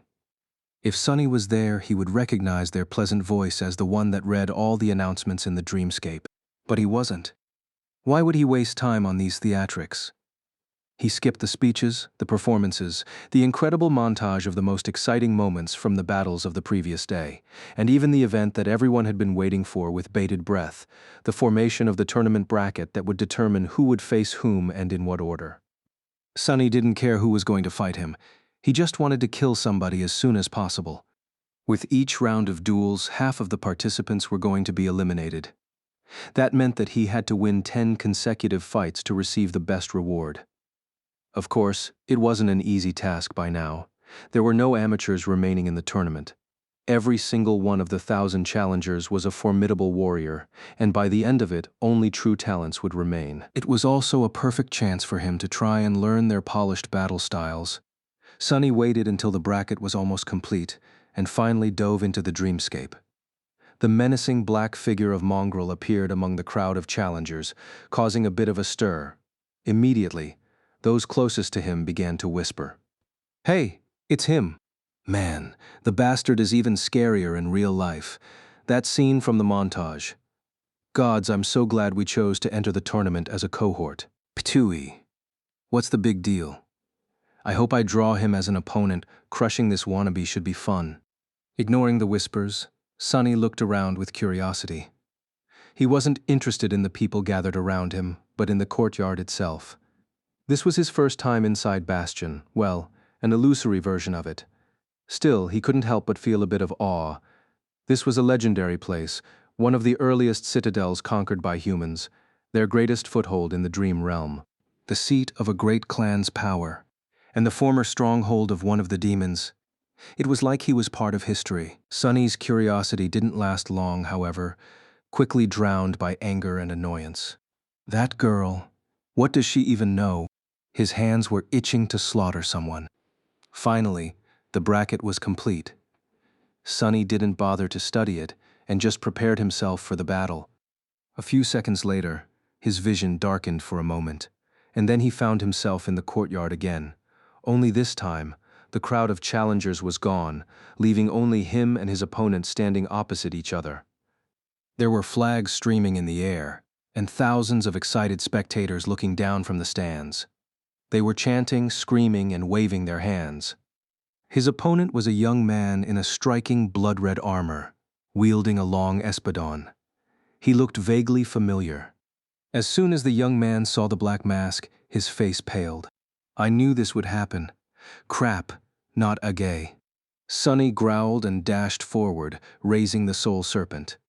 A few moments later, a human head flew into the air. The audience exploded with cheers, and the pleasant voice announced, Challenger Paradise in Red was eliminated. Cyclist was in the middle of a light-hearted discussion with Dimmy when the producer of the broadcast addressed him through the earpiece, forcing the young man to blink a couple of times and mask his surprise with a smile. Sorry to interrupt you, Dimmy, but it seems we already have a win. Wow, that was fast. The feed changed to a replay of a swift and brutal duel that ended before the voice of the dreamscape could even introduce the fighters. That was a first in his memory. Ha ha. Of course it was Mongrel. Who else? His colleague laughed. Such bad luck for his opponent. I hope that he is not disheartened. There is no shame in losing to such a fearsome enemy. Everyone who made it through the qualifying rounds already deserves our respect. Back in my day, getting into the tournament was much easier. Cyclist agreed, glanced at the figure in black armor standing motionlessly above the corpse of his opponent, and couldn't help but shiver. Was it just him? Or did Mongrel look especially ferocious today? Maybe he really is a nightmare creature. After that first unexpected win, several other heated duels were shown. Cyclist and Dimmy switched from commentating on them to commercial breaks, to sometimes joining the other commentators to spectate the most exciting cohort battles. After a while, it was Mongrel's turn to fight again. This time, the producers switched the feed to his duel beforehand, expecting another fast and brutal kill. However, they were left disappointed. In that duel, and during a couple of next ones as well, the enigmatic swordsman seemed to lose all his edge and engaged in protracted, slow, exhausting battles with his opponents, only managing to dispatch them after long and arduous fights. Cyclist, who was somewhat of a Mongrel fan, but not a die-hard follower, was a bit confused by the sudden change. Luckily, he had an expert partner. Hey, Dimmy, why does it seem that Mongrel is struggling all of a sudden? After his performance yesterday, I was sure that we would see pure carnage again. The older man chuckled. I see that you did not do your homework.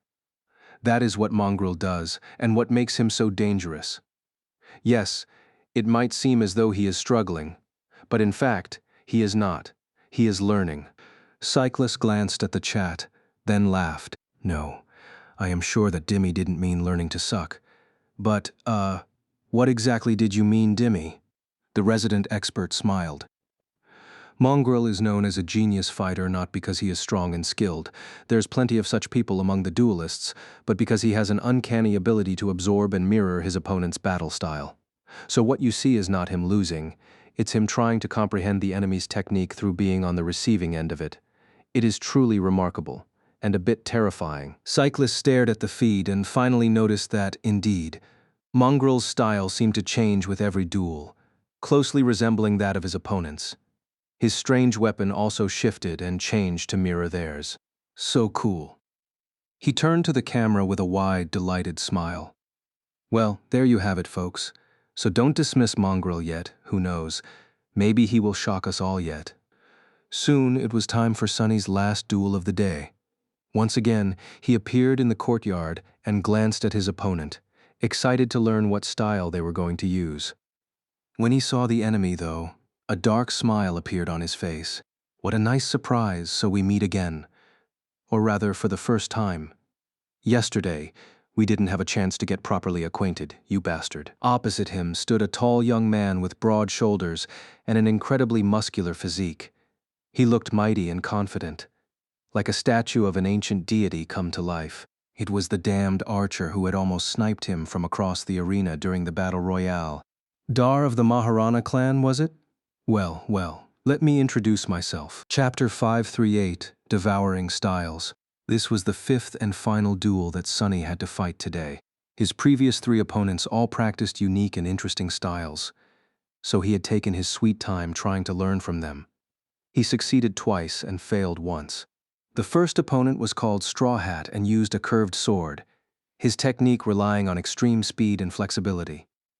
Even Sunny, who had himself trained to make his body as malleable as possible, struggled to keep up with this unpredictable opponent. The alias of the second one, the other fool, was a bit familiar, but the style he used was not. Sunny spent a lot of time trying to understand the strange pattern of essence expenditure the fighter used, all the while dodging unpredictable attacks of his exquisite halberd. In the end, he learned a lot from this fight. However, it was the third opponent that had really tested him. This awakened, whose alias was Blue Vash, wielded a slender rapier and practiced a deceptively simple battle style. What separated him from the rest was that each of his movements was utterly perfect, and every one of Sunny's mistakes had been instantly punished. It was as though the man had a supernatural ability to see even the tiniest flaw in his enemy's technique, and was able to immediately exploit it. No matter how hard Sunny had tried to comprehend the essence of the style Blue Vash was using, he couldn't grasp it. In the end, he was forced to overwhelm and kill the astute fencer just to survive. However, despite that failure, he learned from this fight even more. Regardless, after several duels against such talented fighters, Sunny felt that his mastery of shadow dance, which had stayed stagnant for a while, was finally progressing again. He was slowly approaching a precipice. That was why he was so glad to see Dar of the Maharana clan. To some, facing a legacy might have seemed like a tough break. But for Sunny, legacies were like gift boxes. They hid all kinds of goodies, his for the taking. The problem was that, just like the covetous coffer, this box in particular could potentially bite off his greedy hand. The young legacy fighter wasn't using a bow anymore, of course, which wasn't a surprise. Legacies were trained to be proficient with a multitude of weapons, and a duel was not a place for arrows. Instead, he was holding a menacing great mace, its round head brimming with sharp spikes. What made this guy so dangerous was not his bow, in any case. It was his strange ability to zero in on the enemy and somehow perceive their every move or whatever it was that had allowed him to barrage Sunny with arrows from afar with frighteningly high precision. While Sunny was staring at the mighty Dar, he was looking back at Mongrel. The Scion's gaze traveled across the mantle of the underworld, making Sunny shiver for some reason, and then reached Weaver's mask. Suddenly, the muscular young man frowned. Strange. An ascended armor and an echo for a weapon. Even if it is just dormant, you've done well for yourself. But that mask, where did you get it? The corner of Sunny's mouth twitched. Chatty enemies, they were the worst, especially ones with such a keen vision. Took it off a random corpse. He paused, and then added with calm indifference. Shall we start? Or do you need time to run to the other side of the arena, hide and summon your bow? Sunny was trying to antagonize the young legacy on purpose, hoping that he would forget this line of questioning. Luckily, his strategy worked. Dar of the Maharana clan grinned. No need. Who knows? Maybe I'll take it off your corpse one day, too. With that, he raised his heavy weapon and suddenly lunged forward with a speed that no one his size was supposed to possess. The spiked mace whistled through the air, and in the next moment, the sound of clashing steel rang across the arena. Strong. Sunny was thrown back by the force of the impact. His block held, and the soul serpent held too, However, he failed to adjust the weight of the mantle of the underworld enough, so his body was pushed back. How the hell is he so strong? I have 3 soul cores, damn it. Dar didn't care. He was much taller, had much more muscle mass, a much longer reach, not to mention that as a legacy, he could have had many charms and memory enchantments feeding him strength, agility, and resilience. This fight wasn't going to be easy. Before Sunny could even properly land, the mace was flying at his head again.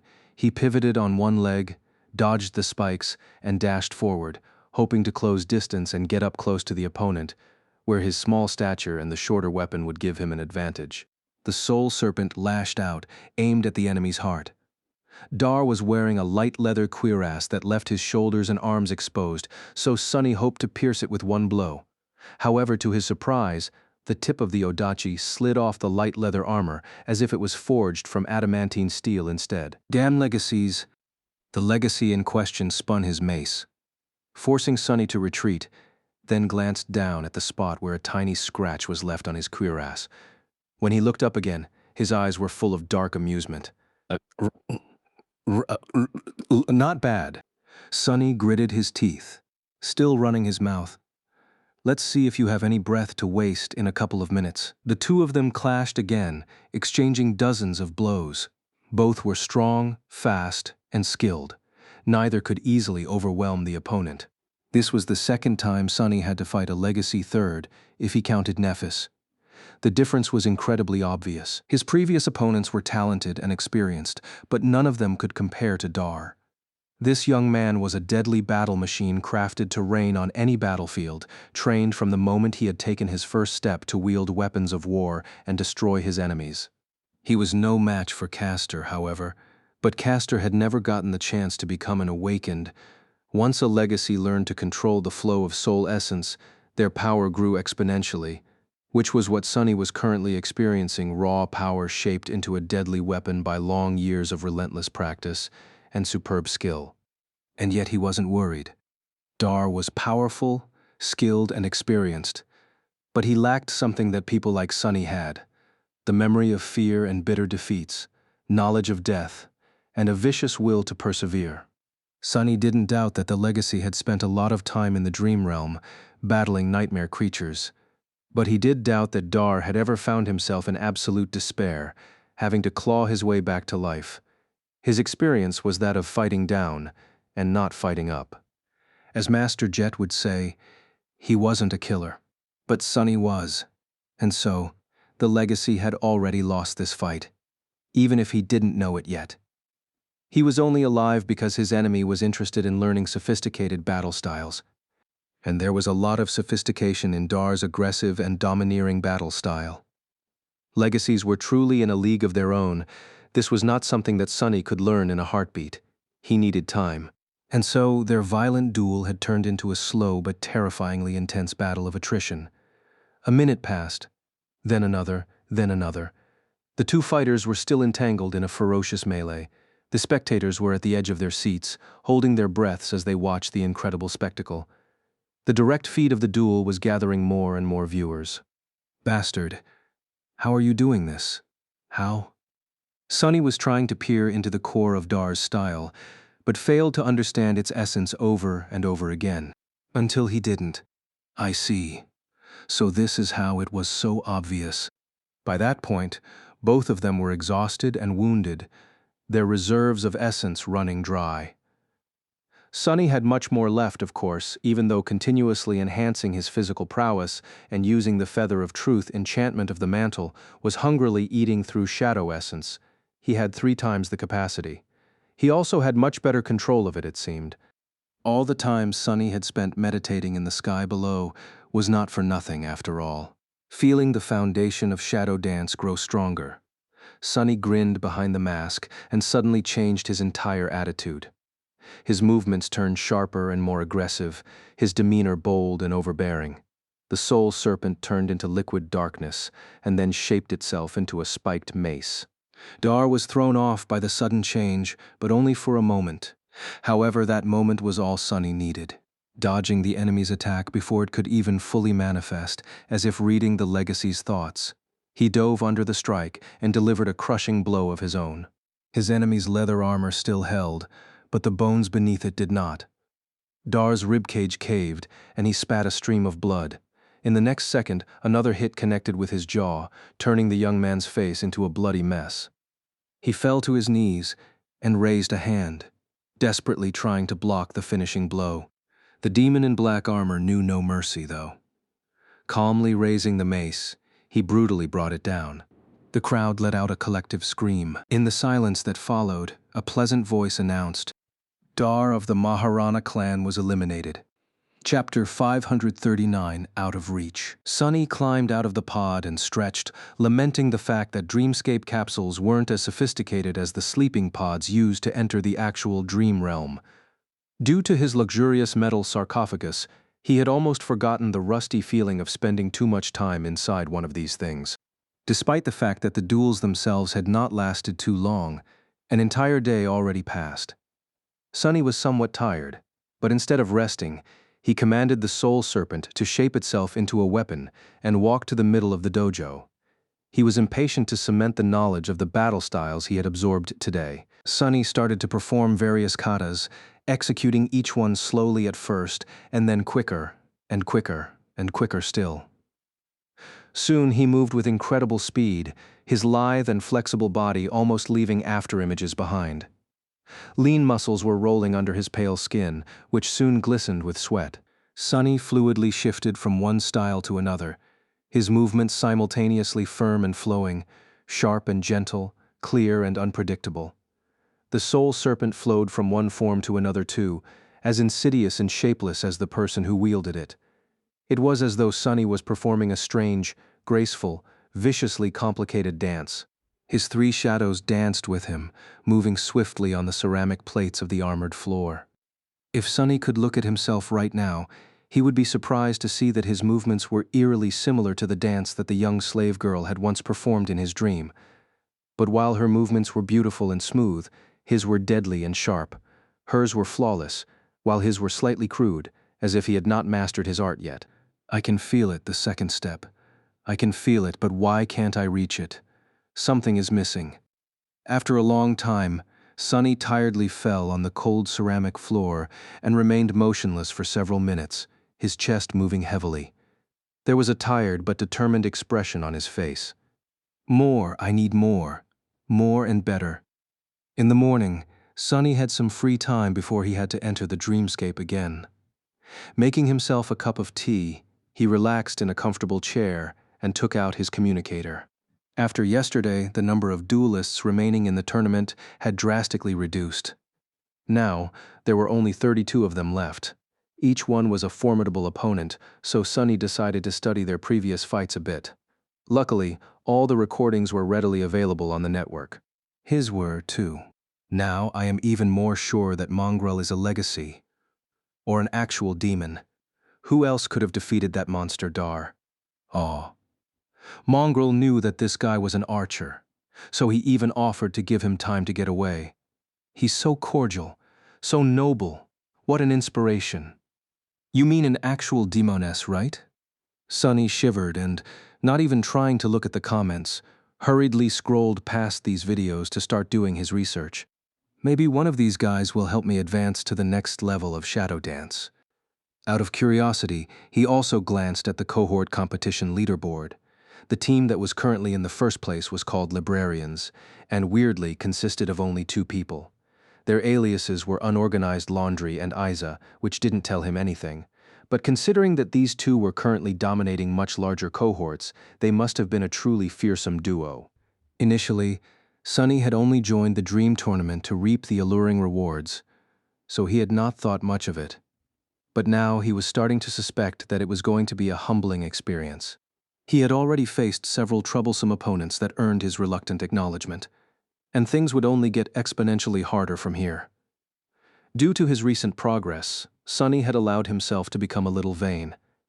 He was stronger and more experienced than most of the awakened he met, so he had almost forgotten to always expect the worst. Seeing these powerful awakened helped him remember how dangerous it was to underestimate the enemy. And these weren't even the true elites. Real powerhouses of the awakened world would never reveal their might in a public tournament. Sunny was one of these hidden tigers himself, after all, so he would know. With a dark expression, he shook his head and concentrated on the screen of the communicator. Very soon, he was back in the arena. Sunny had skipped all the theatrics again and only entered the dreamscape at the last minute, hoping to avoid any situation that could lead to him being asked questions. Sadly, he couldn't avoid his opponents, and if they wanted to talk, he had to answer. Currently, he was facing a man wearing a peculiar armor made out of rusted metal, their face grim and full of dark apprehension. He was in his early 30s and looked like someone who had led a rough life. Challenger Mongrel has joined the fight. Challenger what? No, wait, has joined the fight.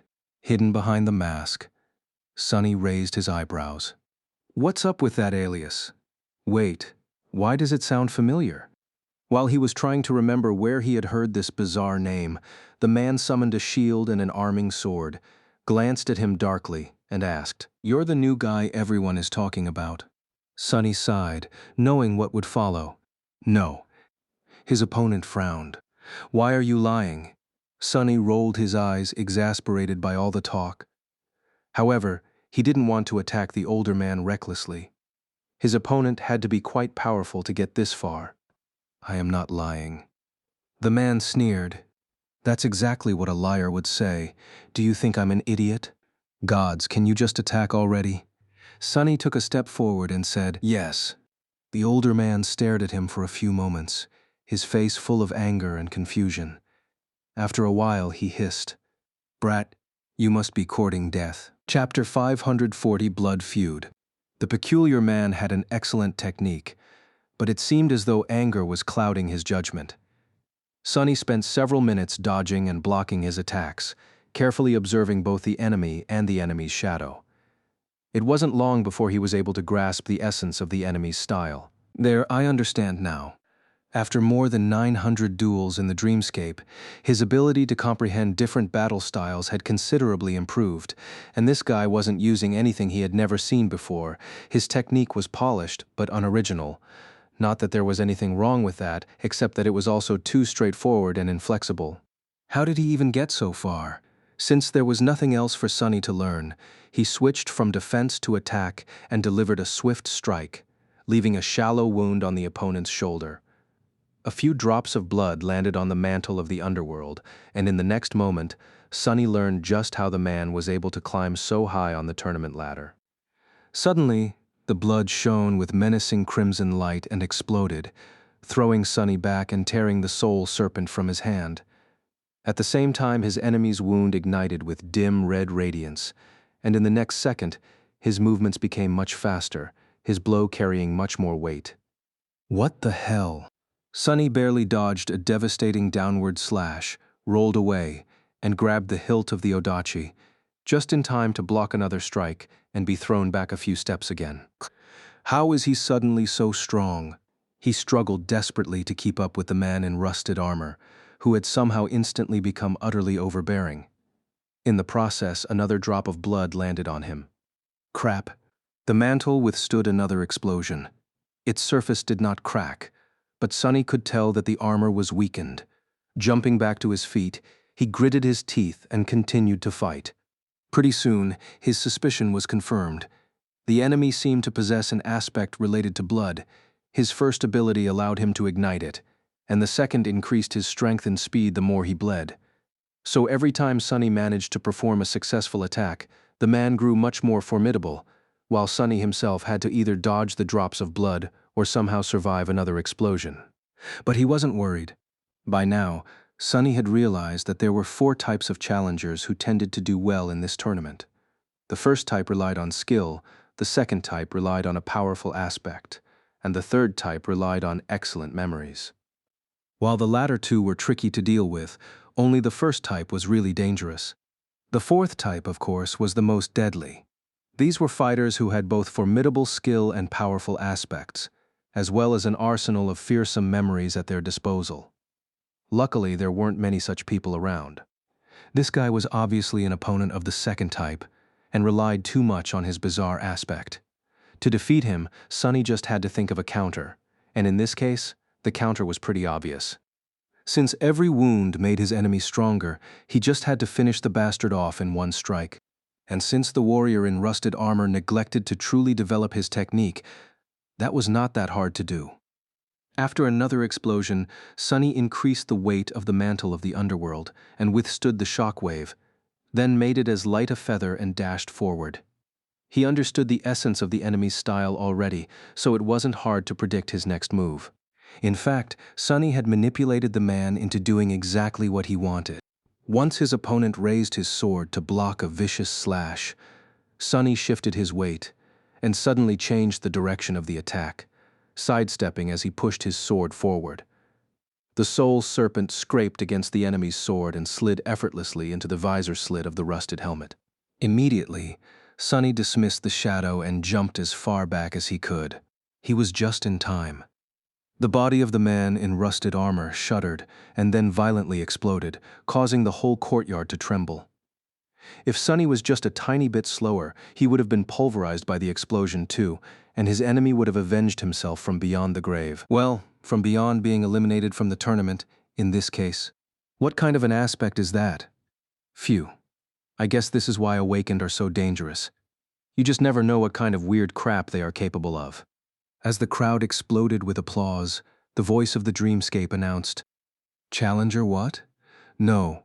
Wait, was eliminated." Sunny, however, didn't pay it any attention, because almost at the same time, the spell whispered into his ear, "You have received a memory." A few moments later, Sunny was back in the black void, staring at the fake pattern of radiant strings with a perplexed expression. That's crazy. He knew, of course, that it was possible to exchange memories in the dreamscape.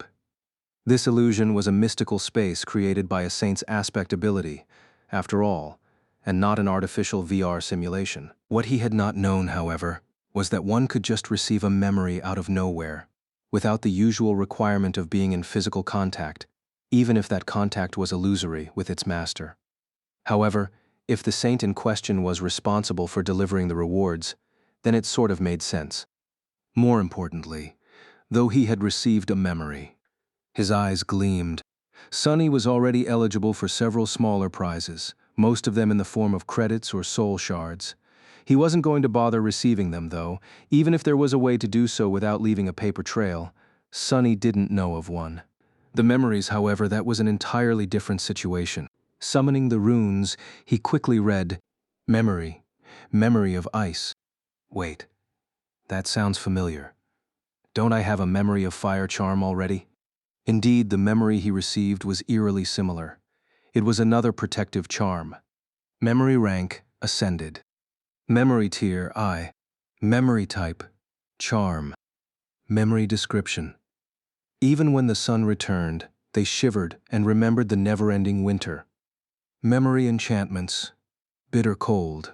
Enchantment description. This charm provides the wearer with moderate resistance to cold. A wide smile appeared on his face, hidden behind the black mask. Now that is what I am talking about. Chapter 541, Battle of Two Demons. An incredible win by by Mongrel.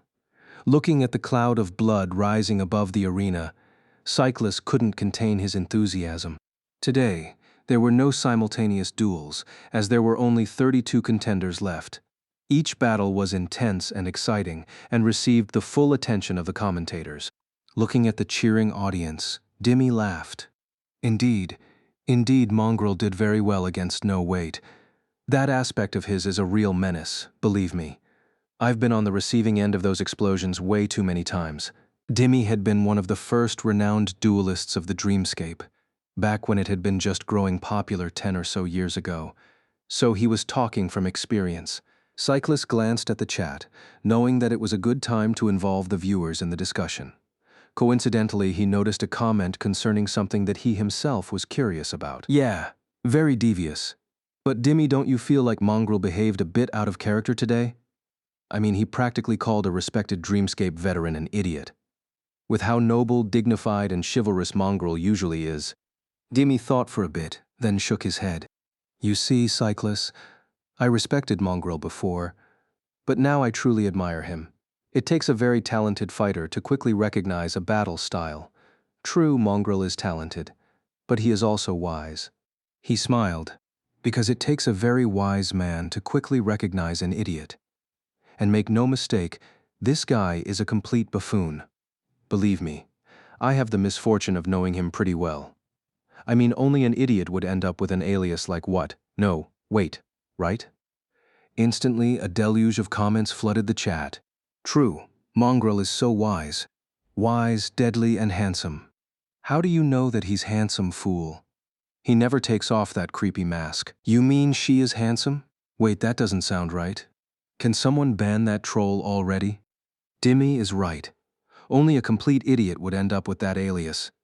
Why would an idiot like that even try to fight someone as wise as Lord Mongrel? Pewee. Oh, I remember where I've seen that weird alias. Sonny was preparing for his next duel when he suddenly remembered how he had entered the dreamscape for the first time. Back then, he had almost ended up with that exact name after accidentally saying the words out loud. Luckily, it had already been taken. Otherwise, Sonny could have been called what? No. Wait, himself. So that's the guy, poor fellow. Not that being called Mongrel was much better. Slightly amused, he sat down and circulated his essence through the coils of the soul serpent, aiming to replenish it completely before the next fight. He had a feeling that it wasn't going to be easy.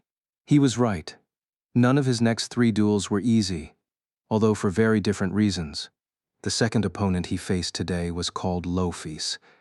It was a young man with shoulder-length hair who wore a light armor, wielding a round shield and a spear. His technique was impeccable, but the most dangerous thing about him was his speed. Loaf was fast, very fast. So fast, in fact, that Sonny could barely see some of his movements.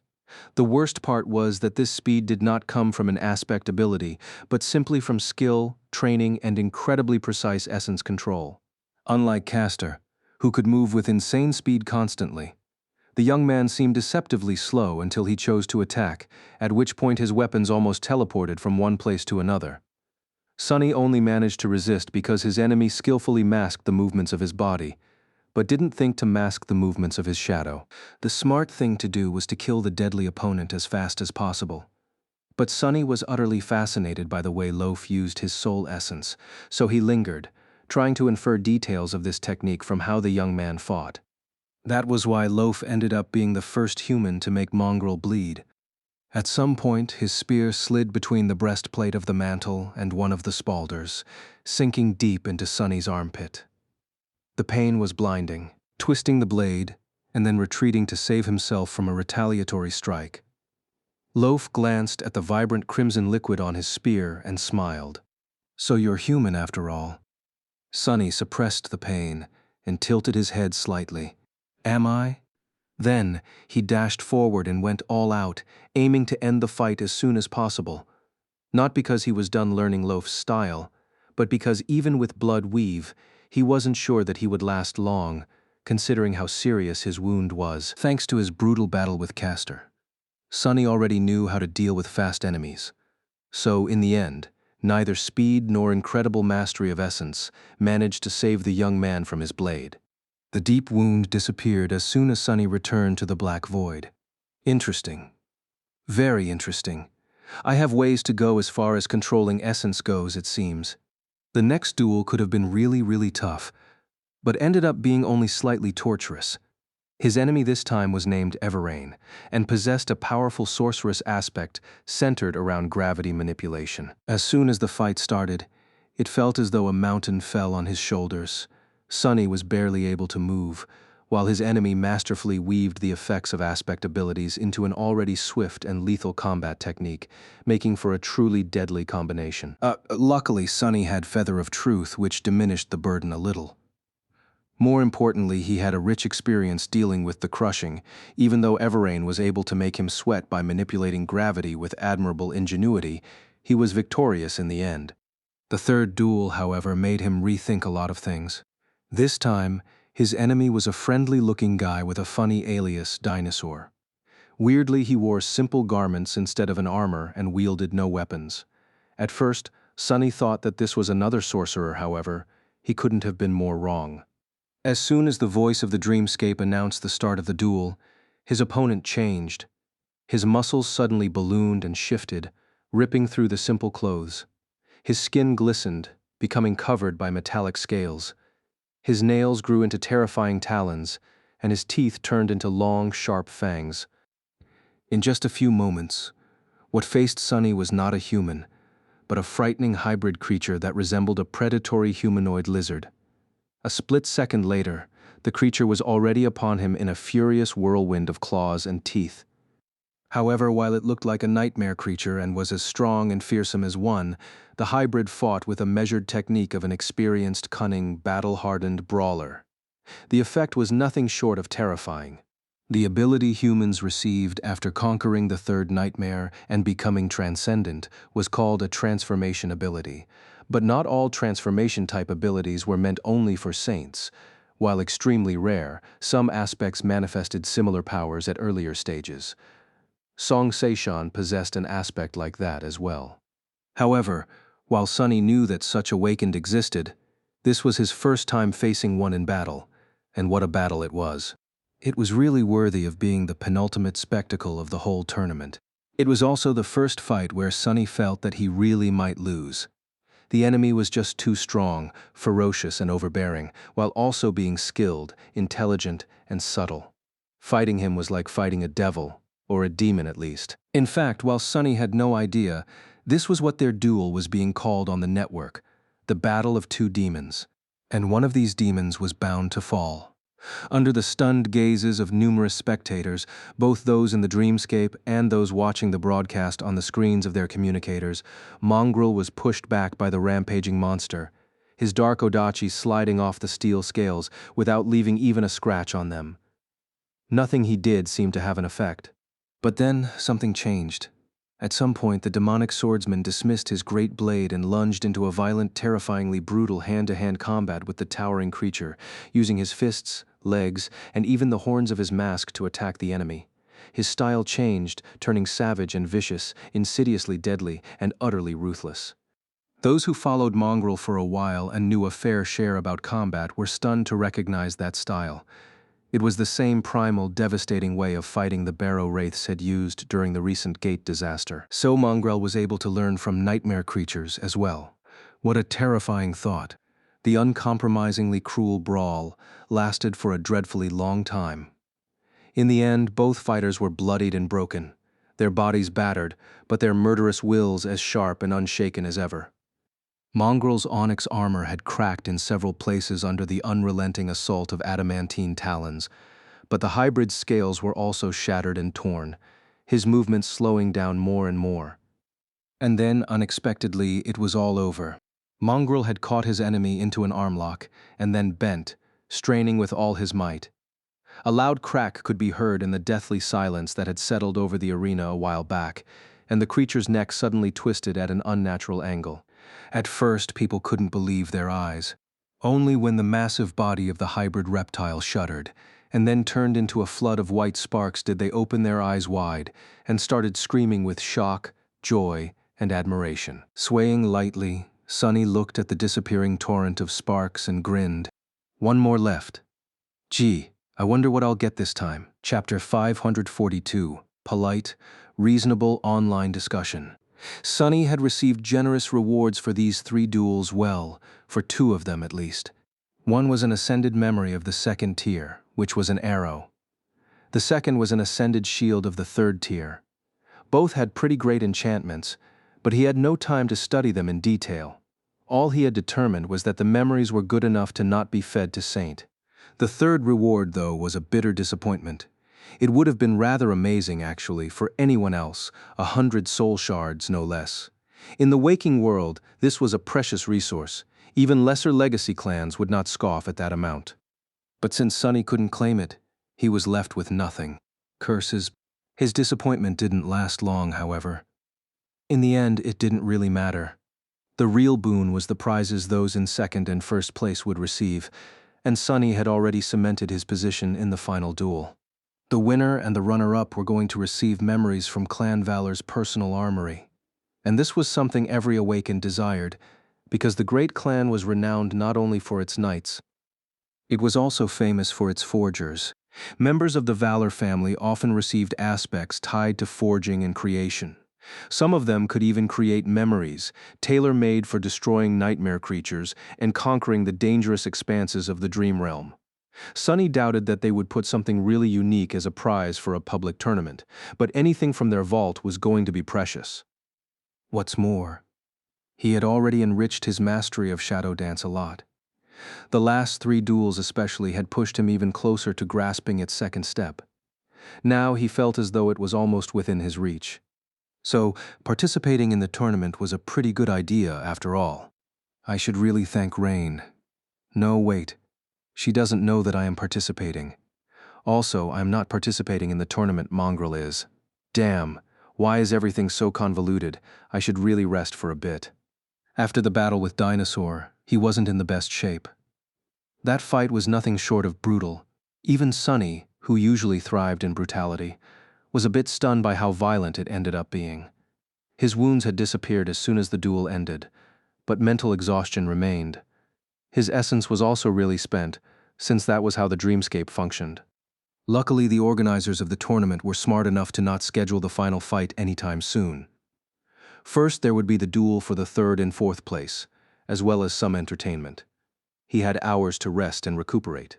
With a tired sigh, Sunny left the dreamscape, climbed out of the pod, and went to make himself a tasty dinner.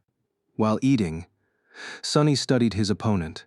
This year, the final duel was going to be a bit unusual because both challengers were not powerful newcomers who entered the dreamscape to win the tournament rewards, but habitual duelists.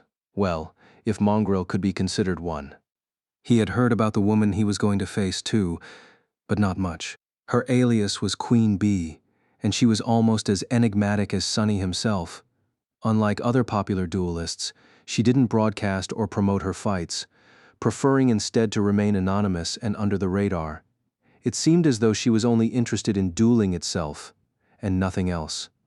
From what he knew, Queen Bee had never lost a duel. She was an undefeated champion of the arenas. Why would someone that powerful hang out in an illusory game? He had no idea. But Sunny wasn't one to judge, since he was also wasting his time there despite having better things to do. He had his reasons, so maybe she did too. Or maybe it was just a fun hobby. In any case, the network was full of theories about who Queen Bee might be.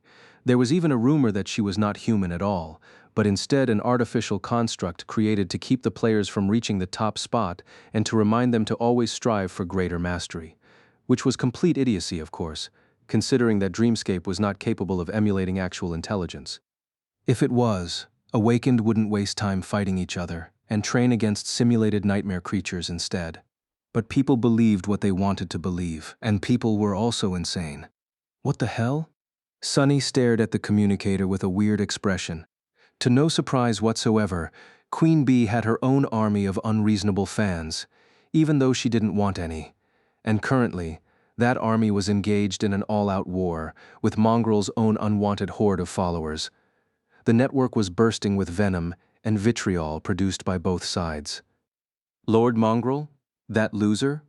Ptooey? Come back when he's King Mongrel, you tasteless dimwits. You fool. Mongrel never claimed to be a lord, and he would not want to be a king. Mongrel is one of us, common people. Want to follow a tyrannical monarch? Do it privately, you sheep. Who are you calling sheep? You sheep. That shady Mongrel guy has literal horns, so think before you bleat. Guys, can we all calm down? Why are we arguing? Isn't it obvious that Mongrel is Queen Bee? They're the same person. There won't be a duel. That guy is insane. Mongrel can't compare to our noble queen's left pinky. That guy is whack. That pathetic wannabe princess can't compare to Honorable Lord Mongrel. Ridiculous. Well, at least we can agree that the previous commenter is an idiot. You're an idiot. I guess not. Sunny stared at the screen, his eye twitching. After a while, he turned away. Humanity is a mistake. Maybe it's time to give someone else a chance. I hear mushrooms are a pretty neat species. Turning off the communicator, Sunny concentrated on devouring his food, even though all that nonsense had almost killed his appetite. Sunny's appetite, however, was as resilient as he himself was. maybe even more. It was more or less impossible to kill. A few hours later, Sunny returned to the arena. It was time to end this spectacle and reap his rewards. However, first, he had to defeat the strongest opponent yet. It's gonna be fine. I'll get a sweet memory either way. But winning would be much better. As soon as he appeared, the crowd cheered. Chapter 543, Finale. Hearing the thunderous cheer, Sunny almost flinched. The last duel of the tournament was different from all the rest. The courtyard had changed slightly, somehow becoming even more magnificent. The grandstands were extended, with dozens of thousands of spectators crowding the stone seats. Their cheers blended into a deafening, excited roar that rose and fell rhythmically, like the sound of a turbulent sea. Rose petals were raining from above, covering the arena in a beautiful carpet. No matter how cynical Sunny wanted to be about the whole thing, it was hard not to feel his blood boil at this scene. He turned his head slightly, taking in the sight of the chanting crowd. Then, his sight lingered for a few moments on a tall tribune that loomed above the arena, decorated with the vibrant vermilion banners of the great clan Valor. Since this was the final duel, very special people were going to spectate it in person. Sunny easily recognized the creator of the dreamscape, who was dressed in ridiculously colorful silken robes and looked like a parrot that had taken a bath in a tub of face powder. He still couldn't believe that this gaudy clown was an actual saint. The person near him had to be the representative of Valor, then. Sunny couldn't see much, and just noted that it was a young woman with dark wavy hair and alabaster skin. She wore an intricate suit of lusterless black armor and a red cape, which was the same color as the banner of her clan. Her sharp and austere appearance was in stark contrast with the saint of Dreamscape. The tribune was too far away to see any details, but Sunny wasn't inclined to stare at a legacy from a great clan anyway. He was already uncomfortable knowing that she would be observing him fight. On the other hand, I better put up a good show. Who knows, maybe if that girl likes it, I'll receive an extra good memory. Throwing these thoughts out of his mind, Sunny finally lowered his gaze and studied his opponent. Since Sunny knew some of the best fighters of his generation, he had entertained the idea that he might have met the formidable Queen Bee outside of the dreamscape already. But no, she didn't seem familiar. The famous duelist was seemingly in her 30s, and even though the lower half of her face was hidden behind an elegant half-mask, he was sure that he had never seen her before. She stood calmly in the center of the arena, as if not affected by the cheering crowd and the esteemed guests in the audience at all. From just one glance, Sunny knew that he was looking at a combat master. Everything about the regal woman spoke of skill, grace, and resolve. She wore a light metal armor and wielded a slender estoc, its blade long and sharp. There was a strange serenity about her that somehow seemed simultaneously alien and familiar. Clarity. This is the same vibe Neff sometimes gave off. Indeed, it was the same type of clarity that Nephis and Sunny himself possessed. But while Changing Star was sharp and inevitable like a striking sword, Queen Bee was not. On the contrary, she seemed deceptively placid. What a weird contradiction. The woman studied him too, allowing Sunny to look her in the eyes. They weren't blue, gray, green, or even purple, and instead seemed to shift from one color to another, as if reflecting her mood. The strangest thing about them, though, was that those weren't the eyes of a killer. Sunny knew how to recognize one because he was a killer himself. He suppressed the desire to scratch the back of his head. Combat master but not a killer? Don't tell me that this is really just her hobby. What kind of a hobby was that? In any case, this was going to make things a little easier for him. Sure, Queen Bee might have been a prodigal duelist. She wouldn't have gotten to the finale of the tournament otherwise. But without the killing instinct, defeating someone like Sunny would be nearly impossible. For him, combat was not something interesting or engaging. It was not something he did for fun or even his profession.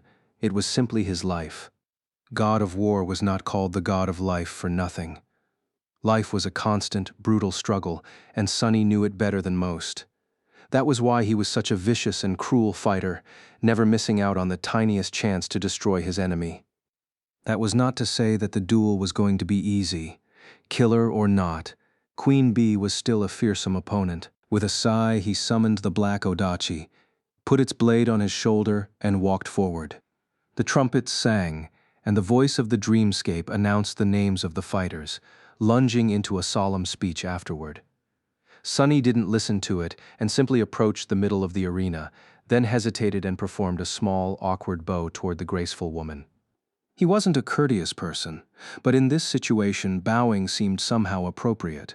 Queen Bee looked at him calmly and nodded lightly. Then, she raised her estoc into position. "This is going to be tricky." He sighed, gripped the hilt of the soul serpent, and lunged into a lightning-fast attack. What was the point of wasting time? Sunny was trying to overwhelm his opponent in one fell swoop, but of course, he failed. The long blade of the slender estoc flew with incredible speed, preventing him from approaching Queen Bee to deliver even a single strike. For a few seconds, nothing but the ringing of steel could be heard above the arena. Even the audience grew quiet, looking at the incredible fight with bated breath. Unlike the previous duels, there was nothing flashy or particularly spectacular about this one. It wasn't as brutal as the battle between Mongrel and fearsome shapeshifter Dinosaur, nor was as strange and exciting as his fight against the gravity sorcerer Everrain. There were no fascinating aspect abilities flying around, and instead it was all about skill, steel, and technique. However, people who knew even a little bit about combat couldn't take their eyes off the intense confrontation.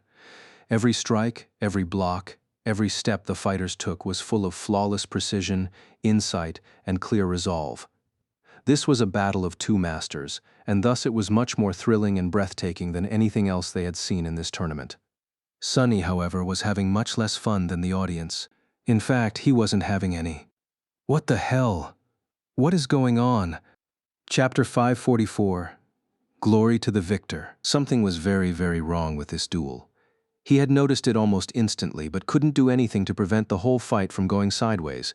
In fact, although it seemed as though he was holding his own and even advancing on the regal queen, Sunny was actually scrambling to save his life every second. This woman was just too weird. There was something wrong with her shadow, not the harrowing, unnatural kind of wrong that he had felt before in the dream realm, but a very mundane kind of wrong which nevertheless threw him for a loop. It was as though there was a slight disconnect between how the shadow moved and how the woman casting it moved. More than that, although Sunny watched Queen Bee's movements and footwork carefully to predict her next attacks and react to them, each time he was ending up being slightly mistaken. Even if he misplaced his sword by a centimeter, it was already enough to mess up the whole cadence of the fight and allow his enemy to bypass his defenses. How is she doing this? He had to find the answer very soon, because every second that passed could potentially lead to his loss. Sunny tried to deflect an incoming thrust, but missed by a few millimeters once again. As the result, the swift estoc slid past the blade of the soul serpent and stung him in the chest, sending a tremor running through his entire body. The mantle of the underworld protected him, but Sunny wasn't deceived. Queen Bee was just measuring him, learning his patterns just like he was learning hers. When she achieved a sufficient level of understanding, the next attack would pierce his neck instead of ricocheting off his armor. Like hell. Gritting his teeth, he suddenly changed his style, summoning the domineering technique of Dar of the Maharana clan and applying it to the Odachi. He was already losing to the slender estoc in speed, so turning the soul serpent into a heavy great mace was not the best choice. So Sunny just made adjustments to the battle style on the fly. But just as he shifted to another style, Queen Bee did the same, suddenly transforming her technique into a completely new one. Daman. They continued to fight, moving swiftly across the arena as their swords clashed against each other. Sunny was still at a disadvantage, which was only growing larger and larger as the seconds passed. Both fighters were proficient in various styles and could switch from one to another almost instantly, which made the duel especially thrilling. The audience was going crazy. Sunny was going crazy too, but for an entirely different reason. Think. Facing an enemy like this was a golden opportunity to enhance his comprehension of the shadow dance. But to do that, he first had to understand what exactly Queen Bee was doing. Why was her shadow behaving so strangely? Why was he always mistaken when judging the precise placement of her attacks? At some point, Sunny almost slid on the damn rose petals that littered the arena and only barely managed to keep his balance, dodging the tip of the S-stock at the last second. Curses, damned things. Whose bright idea was it to fill the damned arena with trash? In fact, it was a miracle that neither of the two duelists had suffered from this treacherous footing already. A miracle, wait. A miracle. Dodging another lethal strike, he shifted from balance technique to defense and glanced at Queen Bee's feet again. From start to finish, she had not been bothered by the rose petals once. And now that he paid attention to it, his eyes widened. Am I seeing things? No, he wasn't. Not only did his graceful opponent avoid losing her footing on the slippery petals, but none of them were also crushed under her armored boots. It was almost as if she was always hovering a few millimeters above the ground without actually touching it. No, not almost. That was exactly what was happening. Such a small difference was very hard to notice, but it explained why the angle of how Queen Bee's shadow hit the ground was ever so slightly wrong, and why Sunny was always misjudging her attacks a tiny bit. A few millimeters was a very minuscule amount, but in a battle as precise and calculated as theirs, it made for a huge difference. Hell, was he right? There was only one way to find out. Sunny continued to fight for a few seconds, thinking carefully. He didn't correct his mistake, knowing that giving away his new understanding of Queen Bee's aspect ability, if it was an ability, would be a wrong move. Instead, he had to construct a trap and end the fight with it. But trapping someone as skilled and talented as his current opponent was not easy. In fact, deceiving someone who had clarity was a very tall task. Luckily, Sunny was a skilled fighter himself, but better yet, he was an even more talented deceiver. So, he continued to pretend and prepare his ambush, all the while greedily absorbing his enemy's technique. Now that he knew the secret, he could see it much more clearly. At some point in the duel, Mongrel seemed to finally make a mistake. He once again misjudged Queen Bee's intention and threw his blade too low, allowing the S-stock to slide above it and flash toward his throat. However, it never hit its mark. Instead of piercing Mongrel's neck, the slender blade simply left a deep cut on his skin, because at the last moment, the demonic swordsman moved ever so slightly to his left, and then almost instantly dashed forward. The dark Odachi hissed as it cut the air, and the figure in black armor moved past the graceful woman in light armor, stopping a couple of steps behind her. Feeling a stinging pain radiating from the shallow wound on his neck, Sunny sighed and lowered the soul serpent. Behind him, Queen Bee swayed lightly and then fell into a torrent of white sparks. For a couple of seconds, the magnificent courtyard was silent, and then it became filled with deafening cheers from the crowd. Sunny looked at the celebrating spectators, breathing heavily. Did I really do it? Did I win? As if to answer his thought, the voice of the Dreamscape announced, Challenger Queen Bee was eliminated. Glory to the victor. The champion of the annual Dream Tournament is... However, the pleasant voice was drowned by the chanting of the crowd. Mongrel, Mongrel, Mongrel. Chapter 545 Mongrel Victorious. Sunny swayed slightly and thrust the soul serpent into the ground, leaning on it for support. His breath was labored and ragged.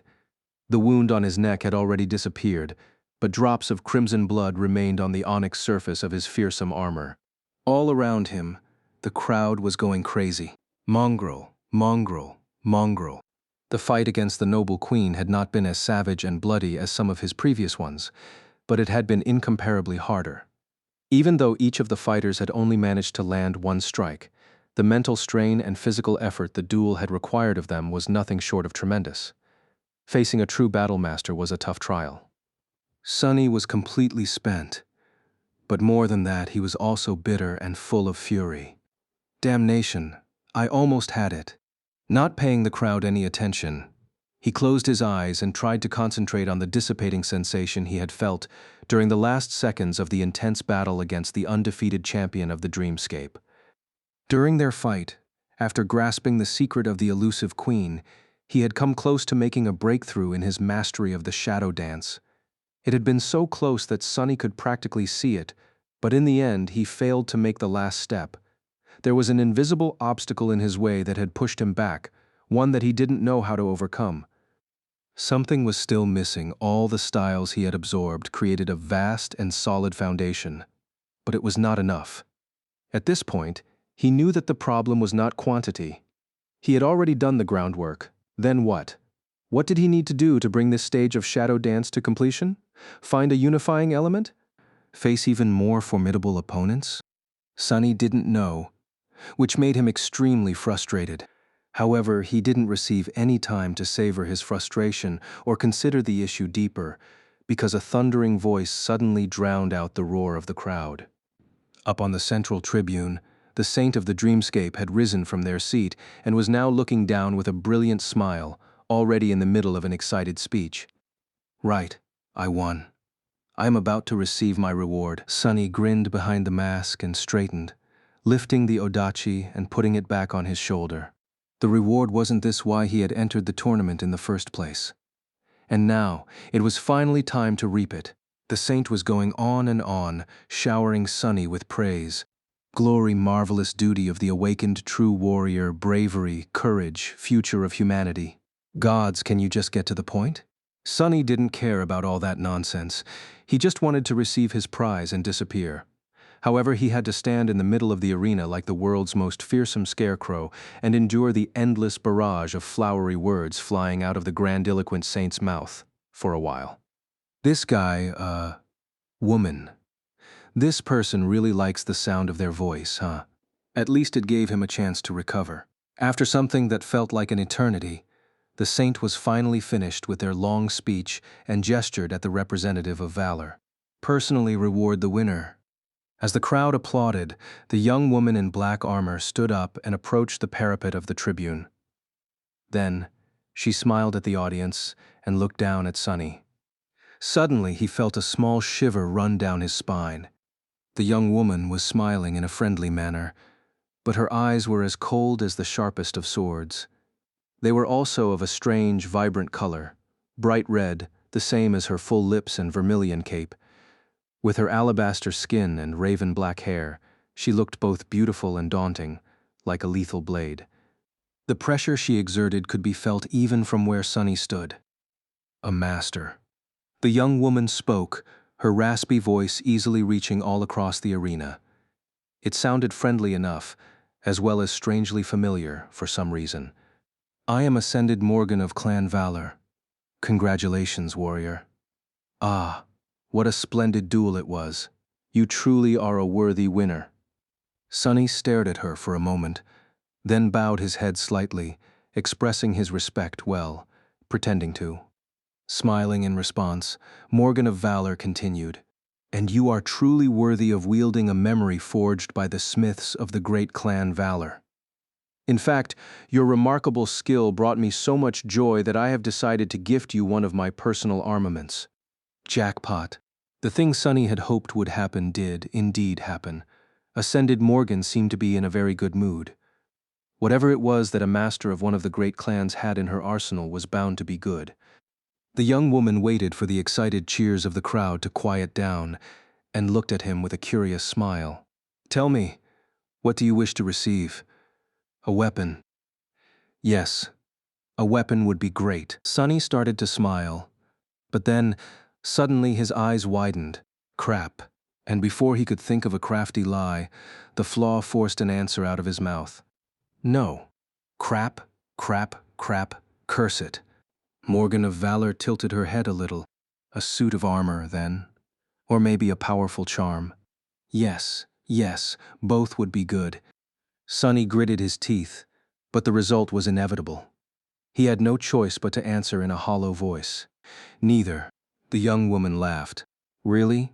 Maybe you want to receive an echo then? Oh no. Mongrel remained silent for several seconds and then answered, I do not.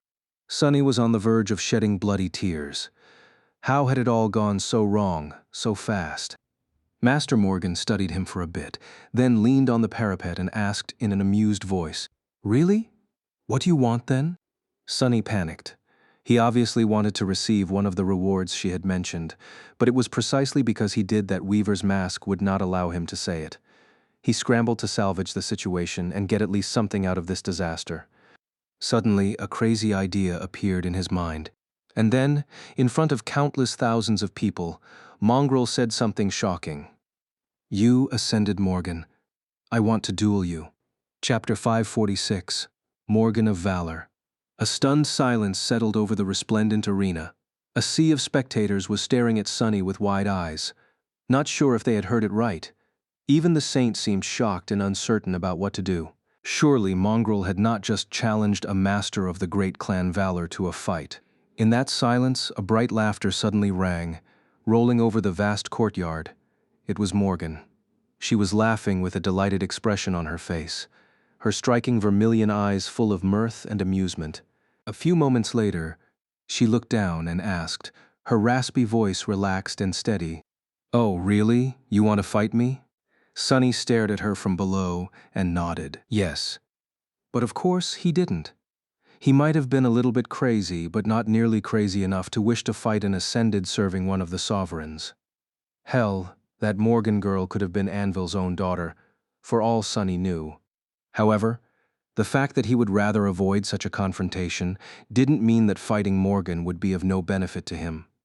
In fact, Sunny felt that it could push him to finally mastering the second step of shadow dance. A member of a great clan had to have a lot to teach him. Plus, who knows? If I win, she might give me the reward anyway. Anything else would just look petty. So, even if Sunny was against the idea, it was the best bad idea he had managed to come up with. As for how he was supposed to win against a master that depended on Morgan herself, if Sunny was right, she would not unleash her full power on him, be it out of pride, a sense of fairness, or simply to save face. The young woman, meanwhile, was still looking at him from above. Her scarlet lips were curved into a slight smile. Such an audacious wish. She leaned back, and in the next moment the crowd gasped.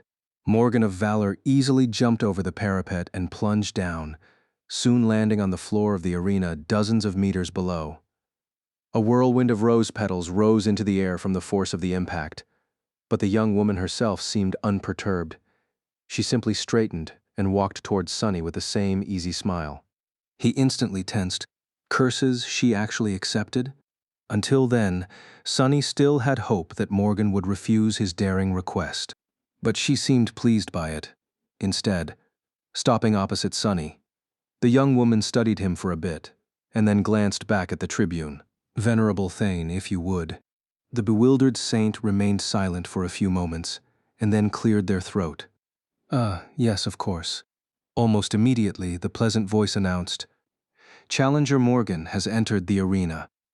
Morgan has challenged Mongrel. She smiled, then turned back to Sunny. "That's better." Morgan studied him for a moment, and then shook her head. "No, that won't work. As an ascended, I can't expect an awakened, even one as skilled and distinguished as you, to really have a chance in a duel against me. Huh? What shall we do?" She thought for a bit, and then smiled again. "I have an idea."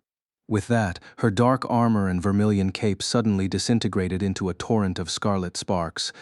The young woman was left standing in a simple black tunic, her feet bare. She then proceeded to hide one hand behind her back and summoned an unremarkable straight sword into the other. "I will only use one hand and a dormant weapon. 1 minute if you survive against me for 1 minute, the win will be yours. That should be fair." Sunny scowled behind the mask. Isn't she too full of herself? What an arrogant and pretty weight. No. What an arrogant woman. No matter how he felt about it, Morgan's offer was exactly what Sunny had wanted. This way, he really stood a chance even better. There was no need to augment himself with shadows and reveal more of his strength. He just had to fight for 60 seconds and try to learn as much as he could in that short time. And if he happens to win, maybe the prize would still be his. Lowering the soul serpent, Sunny stared at his ascended opponent and calmly asked, "Shall we start?" Her smile widened. "Your wish is my command, my Lord Mongrel.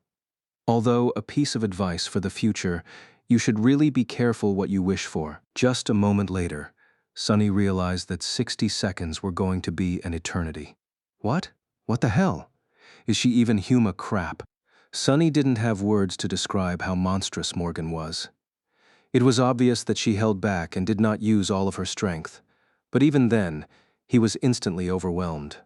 The young woman in a simple black tunic was just too swift, nimble, and skilled.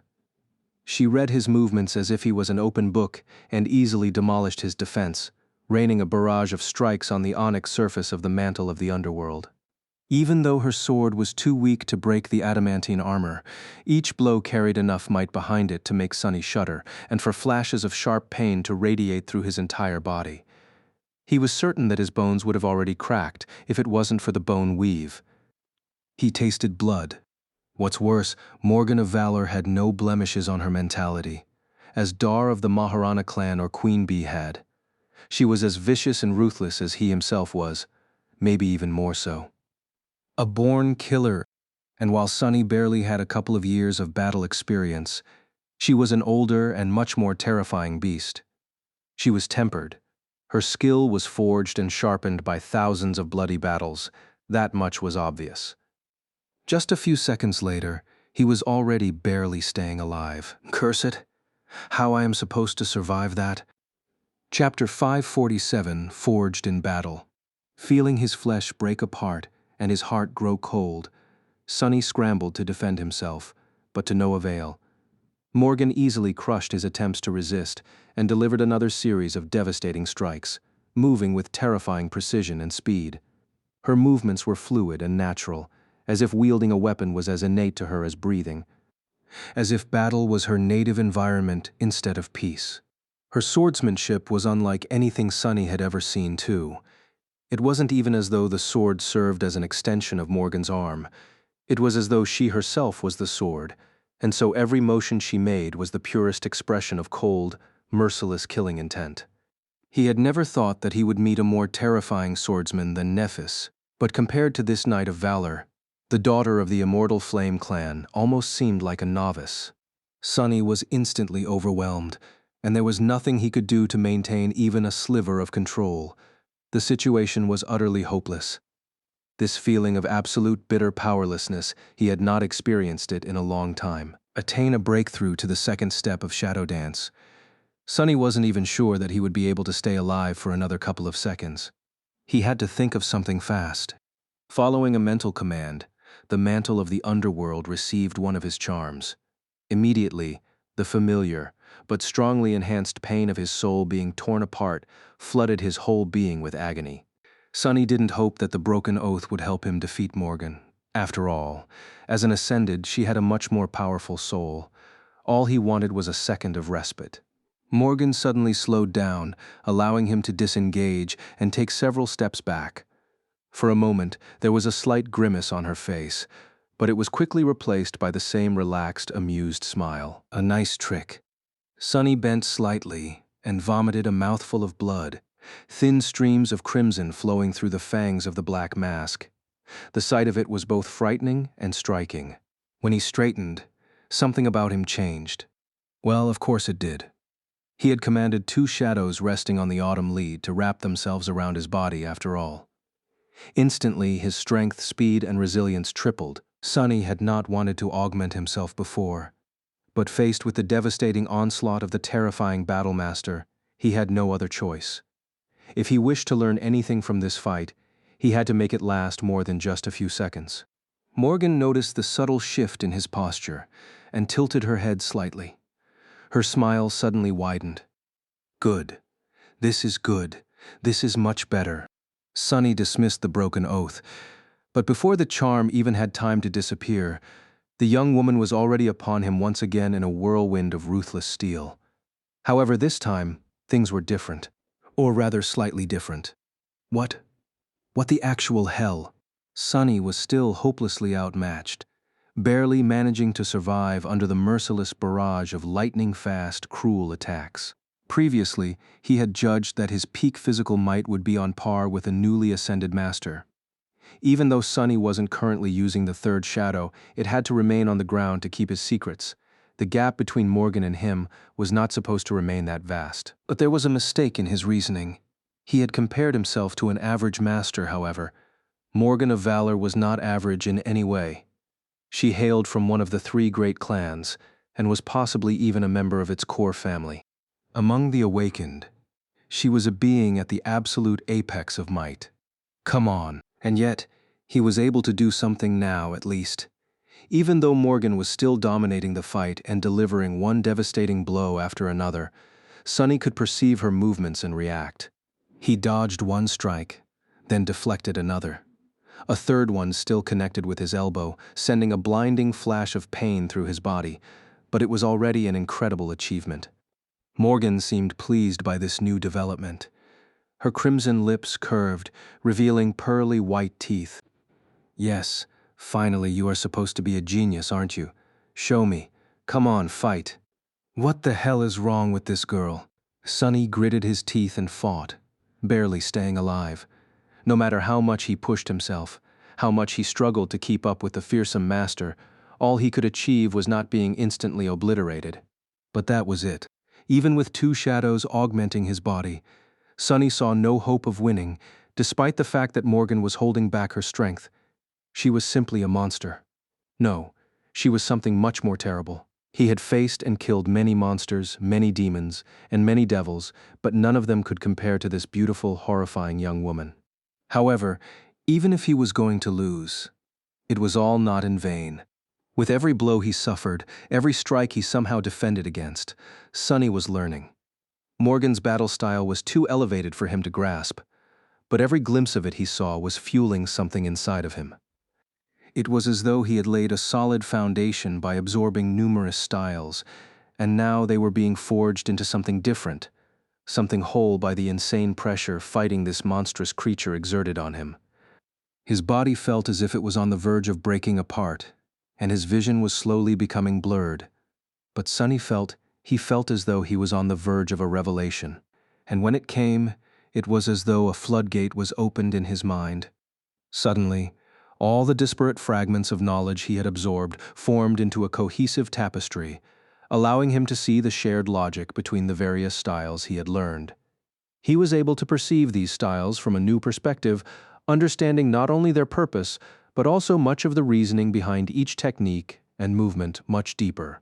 Yes, this is it. And due to this new level of insight, Sonny was also able to see a flaw in Morgan's assault. Her one and only weakness. Yes, the young woman herself was too powerful and skilled for him to destroy, but her sword, that was a different matter. It was just a dormant memory after all. Instantly, a plan formed in his mind. As time seemed to slow down, Sonny deflected another blow, shifted his body slightly, and then suddenly took a step toward the flashing sword, catching its blade between his left arm and his torso, and then bringing his right fist on it. He put all of his strength behind it, increasing the weight of his gauntlet as much as he could at the last moment. All his muscles strained on the verge of exploding. After numerous clashes against the adamantine surface of the mantle of the underworld, the sword was weakened already. So when Sonny's fist connected with it, the steel blade simply shattered, exploding into numerous sharp splinters. Got you! Burning with dark excitement, Sonny continued his movement, aiming to bring the soul serpent down on now defenseless Morgan before she had time to process what had happened and adjust. But before he could, terrible pain suddenly exploded in his chest, and all strength left his hands.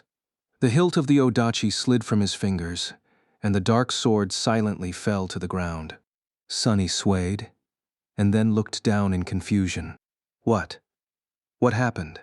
What he saw didn't make any sense. Morgan's pale, slender hand was protruding from his armor, blood streaming down the smooth onyx surface. She had pierced the mantle of the underworld with her bare hand, her fingers plunging through flesh and bone to tear his heart apart. Sonny had made a mistake. How is this possible? Ascended memory, 6th tier. He looked up, darkness shrouding his vision. Is this what it feels like to die? Everything was dark, and all he could see now were two beautiful vermilion eyes, staring at him with regret and disappointment. Morgan sighed. 36 seconds. Well done. You fought well. The last thing Sonny felt before slipping into nothingness was a spark of energy traveling from her hand into his body. And then he found himself in the black void of the dreamscape. His pain disappeared, as did his wounds. He felt healthy and whole. The duel was over. As he stared into the darkness, the spell whispered quietly, "You have received a memory." But he didn't react, looking into the void with a heavy frown on his face. Somewhere above, near the set of images representing different arenas, a string of words floated. Mongrel. Victories, 935. Defeats, 1. Chapter 548. The Road So Far. Sunny shut down the illusion. The underground dojo was silent and submerged in darkness, almost like the lightless expanse of his soul. Crawling out of the dreamscape pod, he glanced at it and then walked to the middle of the hall. There he sat down on the cold ceramic plates of the floor, crossed his legs, and closed his eyes. Back in the illusory world created by the will of an eccentric saint, the tournament was coming to an end. There were spectacles, festivities, and accolades being given to the winners. But he didn't care. He didn't care about the legend of Mongrel either. Sunny had no doubt that his inexplicable refusal of the final reward and daring challenge had created quite a stir. Were people praising Mongrel for his resolve and ambition, or mocking his defeat and calling him a fool? In any case, the network must have been boiling right now. Sunny couldn't be bothered to check. He had much more important concerns. There was the final reward he had received, given to him by Morgan of Valor despite his failure, as well as previous rewards he had no time to study well. And there was Shadow Dance. This was what he had to concentrate on now. Sitting in the darkness with his eyes closed, Sunny thought back to the revelation he had received during the battle with the monstrous master and started to slowly digest it. He had the key now. All that remained was to absorb it, turn it from a fleeting feeling into an inseparable part of his mind, body, and soul. That was going to take some time. Fragments of Morgan's battle will help him find unity in the discordant collection of battle styles he had amassed.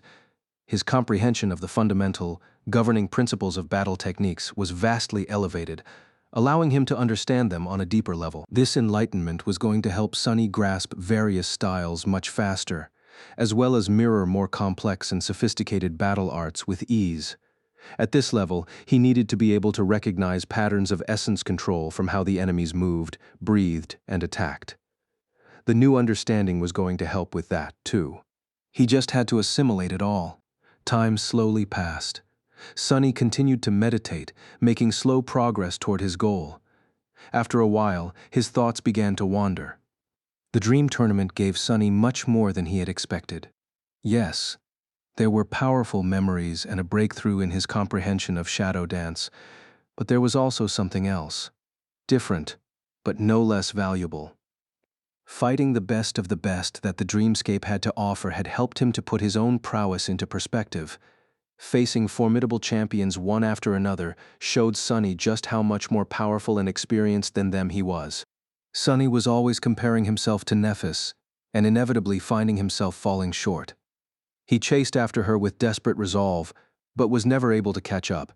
Mongrel might have been only defeated once, but Sunny had been defeated countless times. He lived in the shadow of constant failure. But it was exactly because he had been chasing after Changing Star without rest that he had left everyone else in the dust without even noticing. Now that he had a chance to look back, Sunny finally saw just how wide the gap between himself and all the rest of the Awakened had become. It was so wide that he had been able to cut the best of them down, while barely using a quarter of his power. Back on the Forgotten Shore, Sunny had learned a simple truth. If one wanted to better themselves, they had to challenge those who were stronger than them. Nothing was more beneficial to one's growth than fighting against a superior opponent. That was why and how he had transformed himself into a lethal killer in the span of a single year. And even though Sunny had not understood it before, using Nephis as a reference point achieved the same result. Even if the goal of surpassing her often seemed bitterly unattainable, he had come far by struggling to do so against all odds. So far. He saw it clearly now, but he also saw how much further he had to walk. Just as fighting the participants of the dream tournament had shown him his strength, fighting Morgan had shown him his weakness.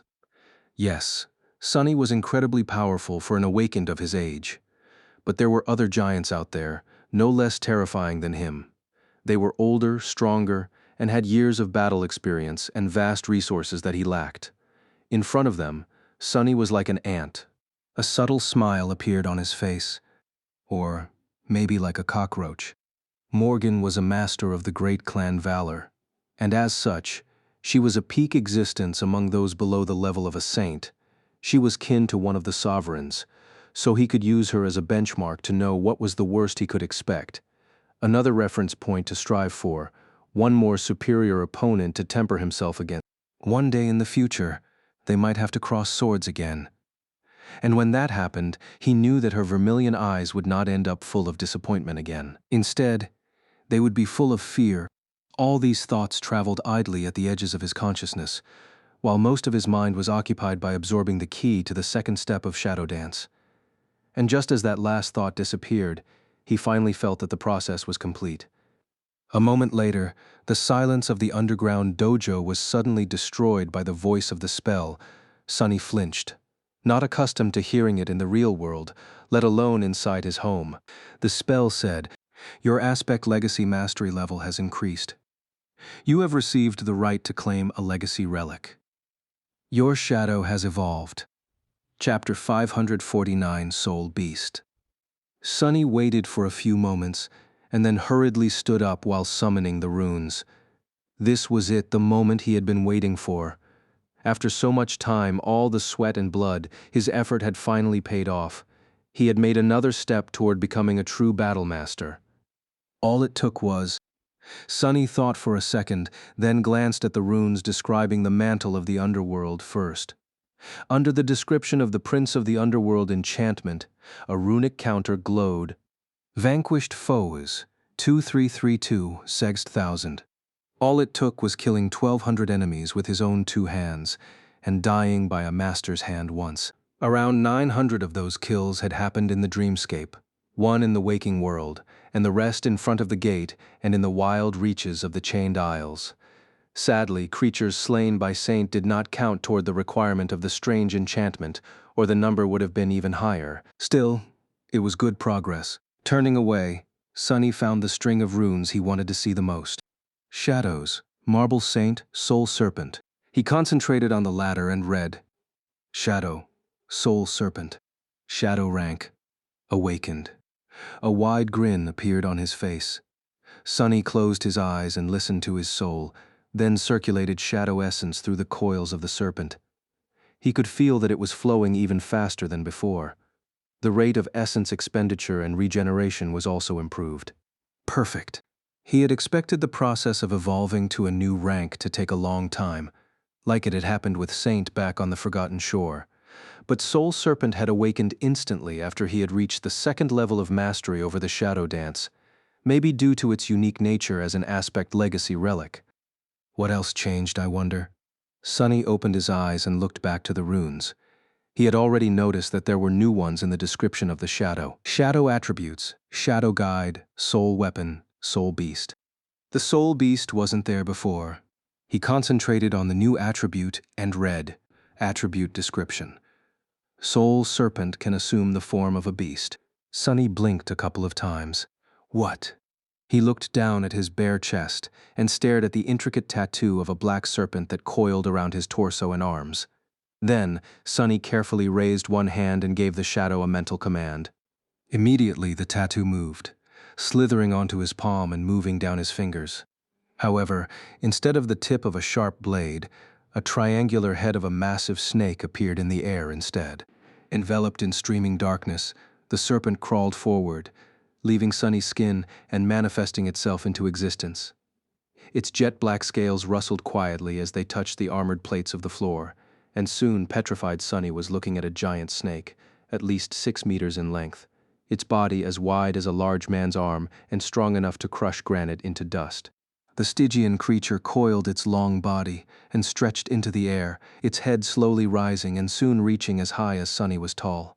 A forked tongue flashed for a moment, and then the serpent looked him right in the eyes. Then, it opened its maw and hissed, revealing long, terrifying onyx fangs. Sunny gulped. The serpent's eyes were as black as its mighty body, and shone with dark radiance. They seemed as deep as the lightless expanse of an ocean of shadows, and were full of strange, alien intelligence. Luckily, there was no aggression or ill will in them. Instead, there was simply recognition. The shadow serpent was greeting its master. Sunny slowly looked away and studied the dark creature's body. Then, he sent the creepy shadow forward, and it swiftly wrapped itself around the serpent.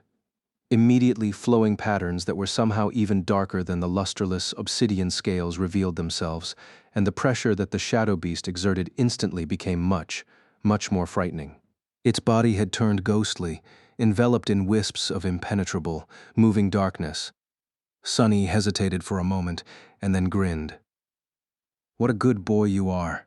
Very satisfied, he glanced at the giant snake, and then patted it on the head with a delighted expression on his face. Now, it was the mighty beast's turn to blink, if it had any eyelids. Was Sunny imagining things, or did the obsidian serpent seem a bit startled by such treatment? With a shrug, he glanced back at the runes and lowered his gaze. There was one last surprise left for him to discover. At the very bottom, several new runes appeared. Shadow abilities, Serpentine Steel, Soul Reaver. Soul Reaver ability description. A portion of the soul essence of those slain by the shadow serpent in its soul weapon or soul beast form is absorbed and transferred to its master. Sunny's smile widened. Excellent. That will help with the fact that I can't use the serpent to regenerate essence while it is not on my body. In fact, as long as it continues to kill something, my essence might never run dry. He glanced at the shadow with gleaming eyes. "You and I are going to do great things together, buddy. You'll have plenty of tasty souls to eat, don't worry." Saying that, Sunny opened his palm and commanded the serpent to crawl back onto his skin. A few seconds later, the shadow had already turned back into a tattoo and coiled itself around his body. It was as though there had never been a terrifying creature in the underground dojo in the first place. Now let's take a look at that relic. Sunny looked at the runes and found the right cluster. Aspect Legacy, Shadow Dance. Shadow Dance Mastery Level, 2/7. First relic, claimed. Second relic, claim. Third relic, unearned. Concentrating on the second relic, Sunny said confidently, "Claim." For a second, nothing happened. Sunny waited, full of anticipation. What could it be? Another shadow? A weapon? An armor? Maybe a charm or a tool or something more unexpected? A new attribute, perhaps? And then, answering his call, the spell spoke from the darkness. "You have claimed an Aspect Legacy relic. You have received a memory." Sunny hurriedly glanced at the runes describing his memories, searching for a new one. A moment later, when he saw it, his heart skipped a beat, and he momentarily forgot how to breathe. Out there in the darkness of the underground dojo, several familiar runes shone with ethereal light. They read, Memory, Drop of Ichor, Chapter 552, Tournament Rewards. Sunny held his breath, staring at the runes intensely. He knew what that memory was. Another drop of divine blood. And knowing where the shadow slave aspect had come from and to which deity it was connected, it wasn't hard to guess whose blood it was. Shadow God. This memory was of a drop of Shadow God's blood, and in that drop was his lineage. Can't be, but it was. Sunny had just received a second lineage memory more than that. That lineage was a complete one, like the fire that Neff had inherited from Sun God, not a fragment of a forbidden bloodline that he had inherited from Weaver, the demon of fate. Sunny studied the runes for a while, then slowly turned away. He wasn't ready to summon the drop of Ichor yet, not because of the pain that consuming a lineage memory would bring. Who knew? Maybe there wasn't going to be any this time. After all, this one was not forbidden. He simply had to prepare himself mentally. Sunny paced for a bit, then sat down and meditated for some time. Then, he decided to study the memories he had received in the tournament to distract himself. He had already studied the memory of ice in detail, so 3 more remained: the arrow, the shield, and the final reward he had received from Morgan, the memory created in the forge of the great clan Valor. The real reason he had joined the dream tournament in the first place. Sunny hesitated for a moment, then looked at the list of his memories.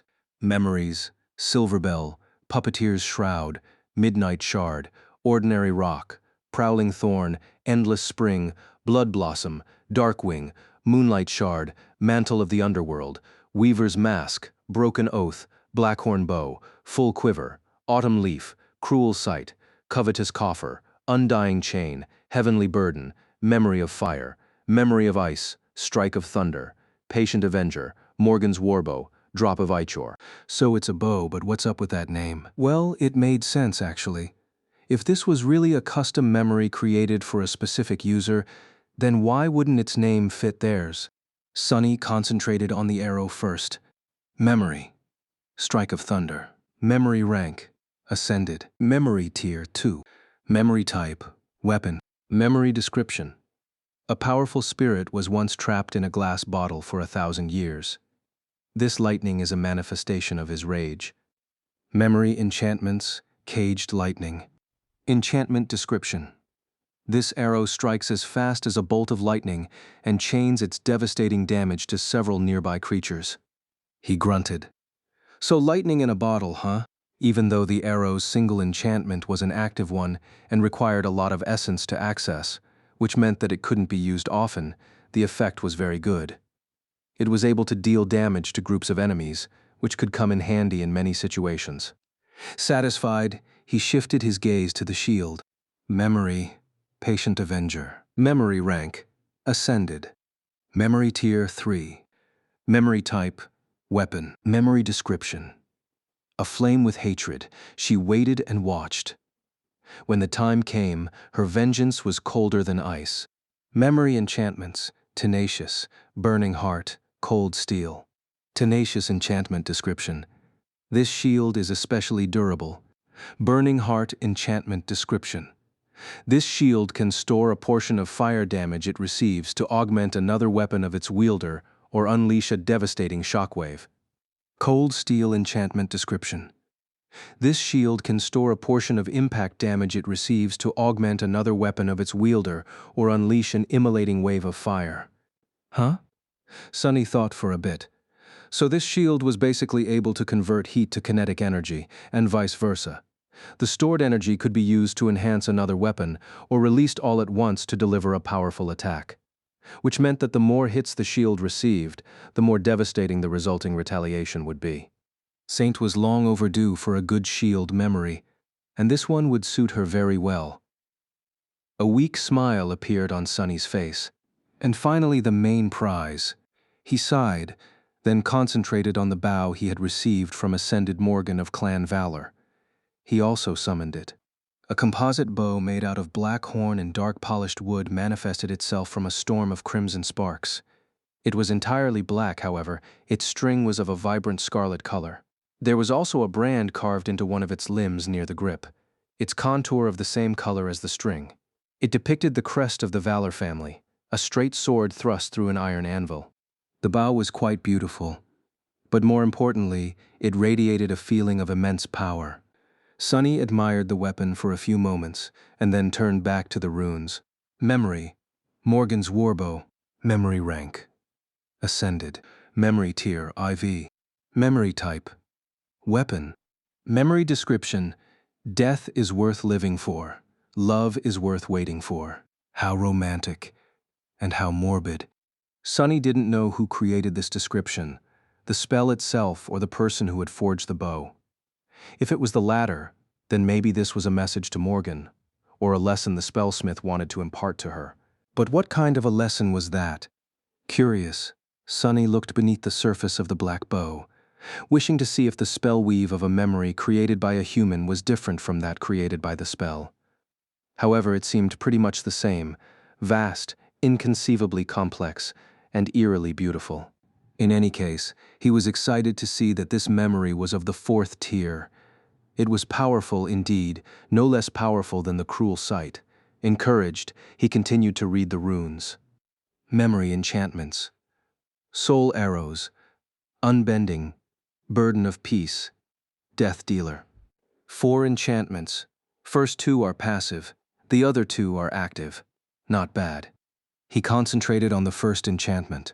Soul arrows, enchantment description. This bow attunes to the soul of its wielder and is capable of creating arrows that share its affinity. Unbending enchantments description. This adamantine bow demands a giant's might to be bent. Because of that, arrows shot from it travel as far as the eye can see and strike with terrible strength, piercing both armor and flesh. The passive enchantments were not bad, to say the least. Sunny wasn't sure what arrows that shared the affinity of his soul could do, but the fact that the bow itself could produce an unlimited amount of arrows was already a great boon. It basically made the full quiver, his previous arrow-type memory, pale in comparison and completely redundant. Each of the soul arrows would also share the tier and rank of the warbow that created them, which was simply incredible. To test it, Sunny grabbed the string and tried to draw the warbow. Even with all his strength, Sunny was only able to do it after augmenting himself with 2 shadows. As soon as the string moved, a black arrow that looked as if it was made out of solidified shadows suddenly appeared on it. Sunny released the string, and in the next moment, one of the armored plates on the opposite wall exploded. Crap! He stared at the broken plate dejectedly, then sighed and looked back to the runes. Burden of Peace enchantment description. After soul arrows pierce the flesh of an enemy, their weight can be drastically increased. Interesting. Sunny could already think of several useful applications for this enchantment, be it to make wounds dealt by the arrows more severe or simply to slow the enemy down. There was one last string of runes left. Death Dealer enchantment description. This bow is able to consume a large amount of essence to deliver an obliterating strike. That sounded ominous. Sunny was curious to know how obliterating exactly that strike was supposed to be, but he was not going to test it in his dojo. It already suffered enough. Morgan's warbow was indeed a weapon worthy of an ascended knight from a great clan. It was a truly formidable and versatile weapon. In any other circumstance, Sunny would have been mad from joy after receiving it. And he was but there was one more memory he had to deal with. It was time, he couldn't postpone it anymore. Sunny glanced at the beautiful bow for the last time, then sighed and dismissed it. As soon as the flood of scarlet sparks disappeared, he summoned the drop of ichor.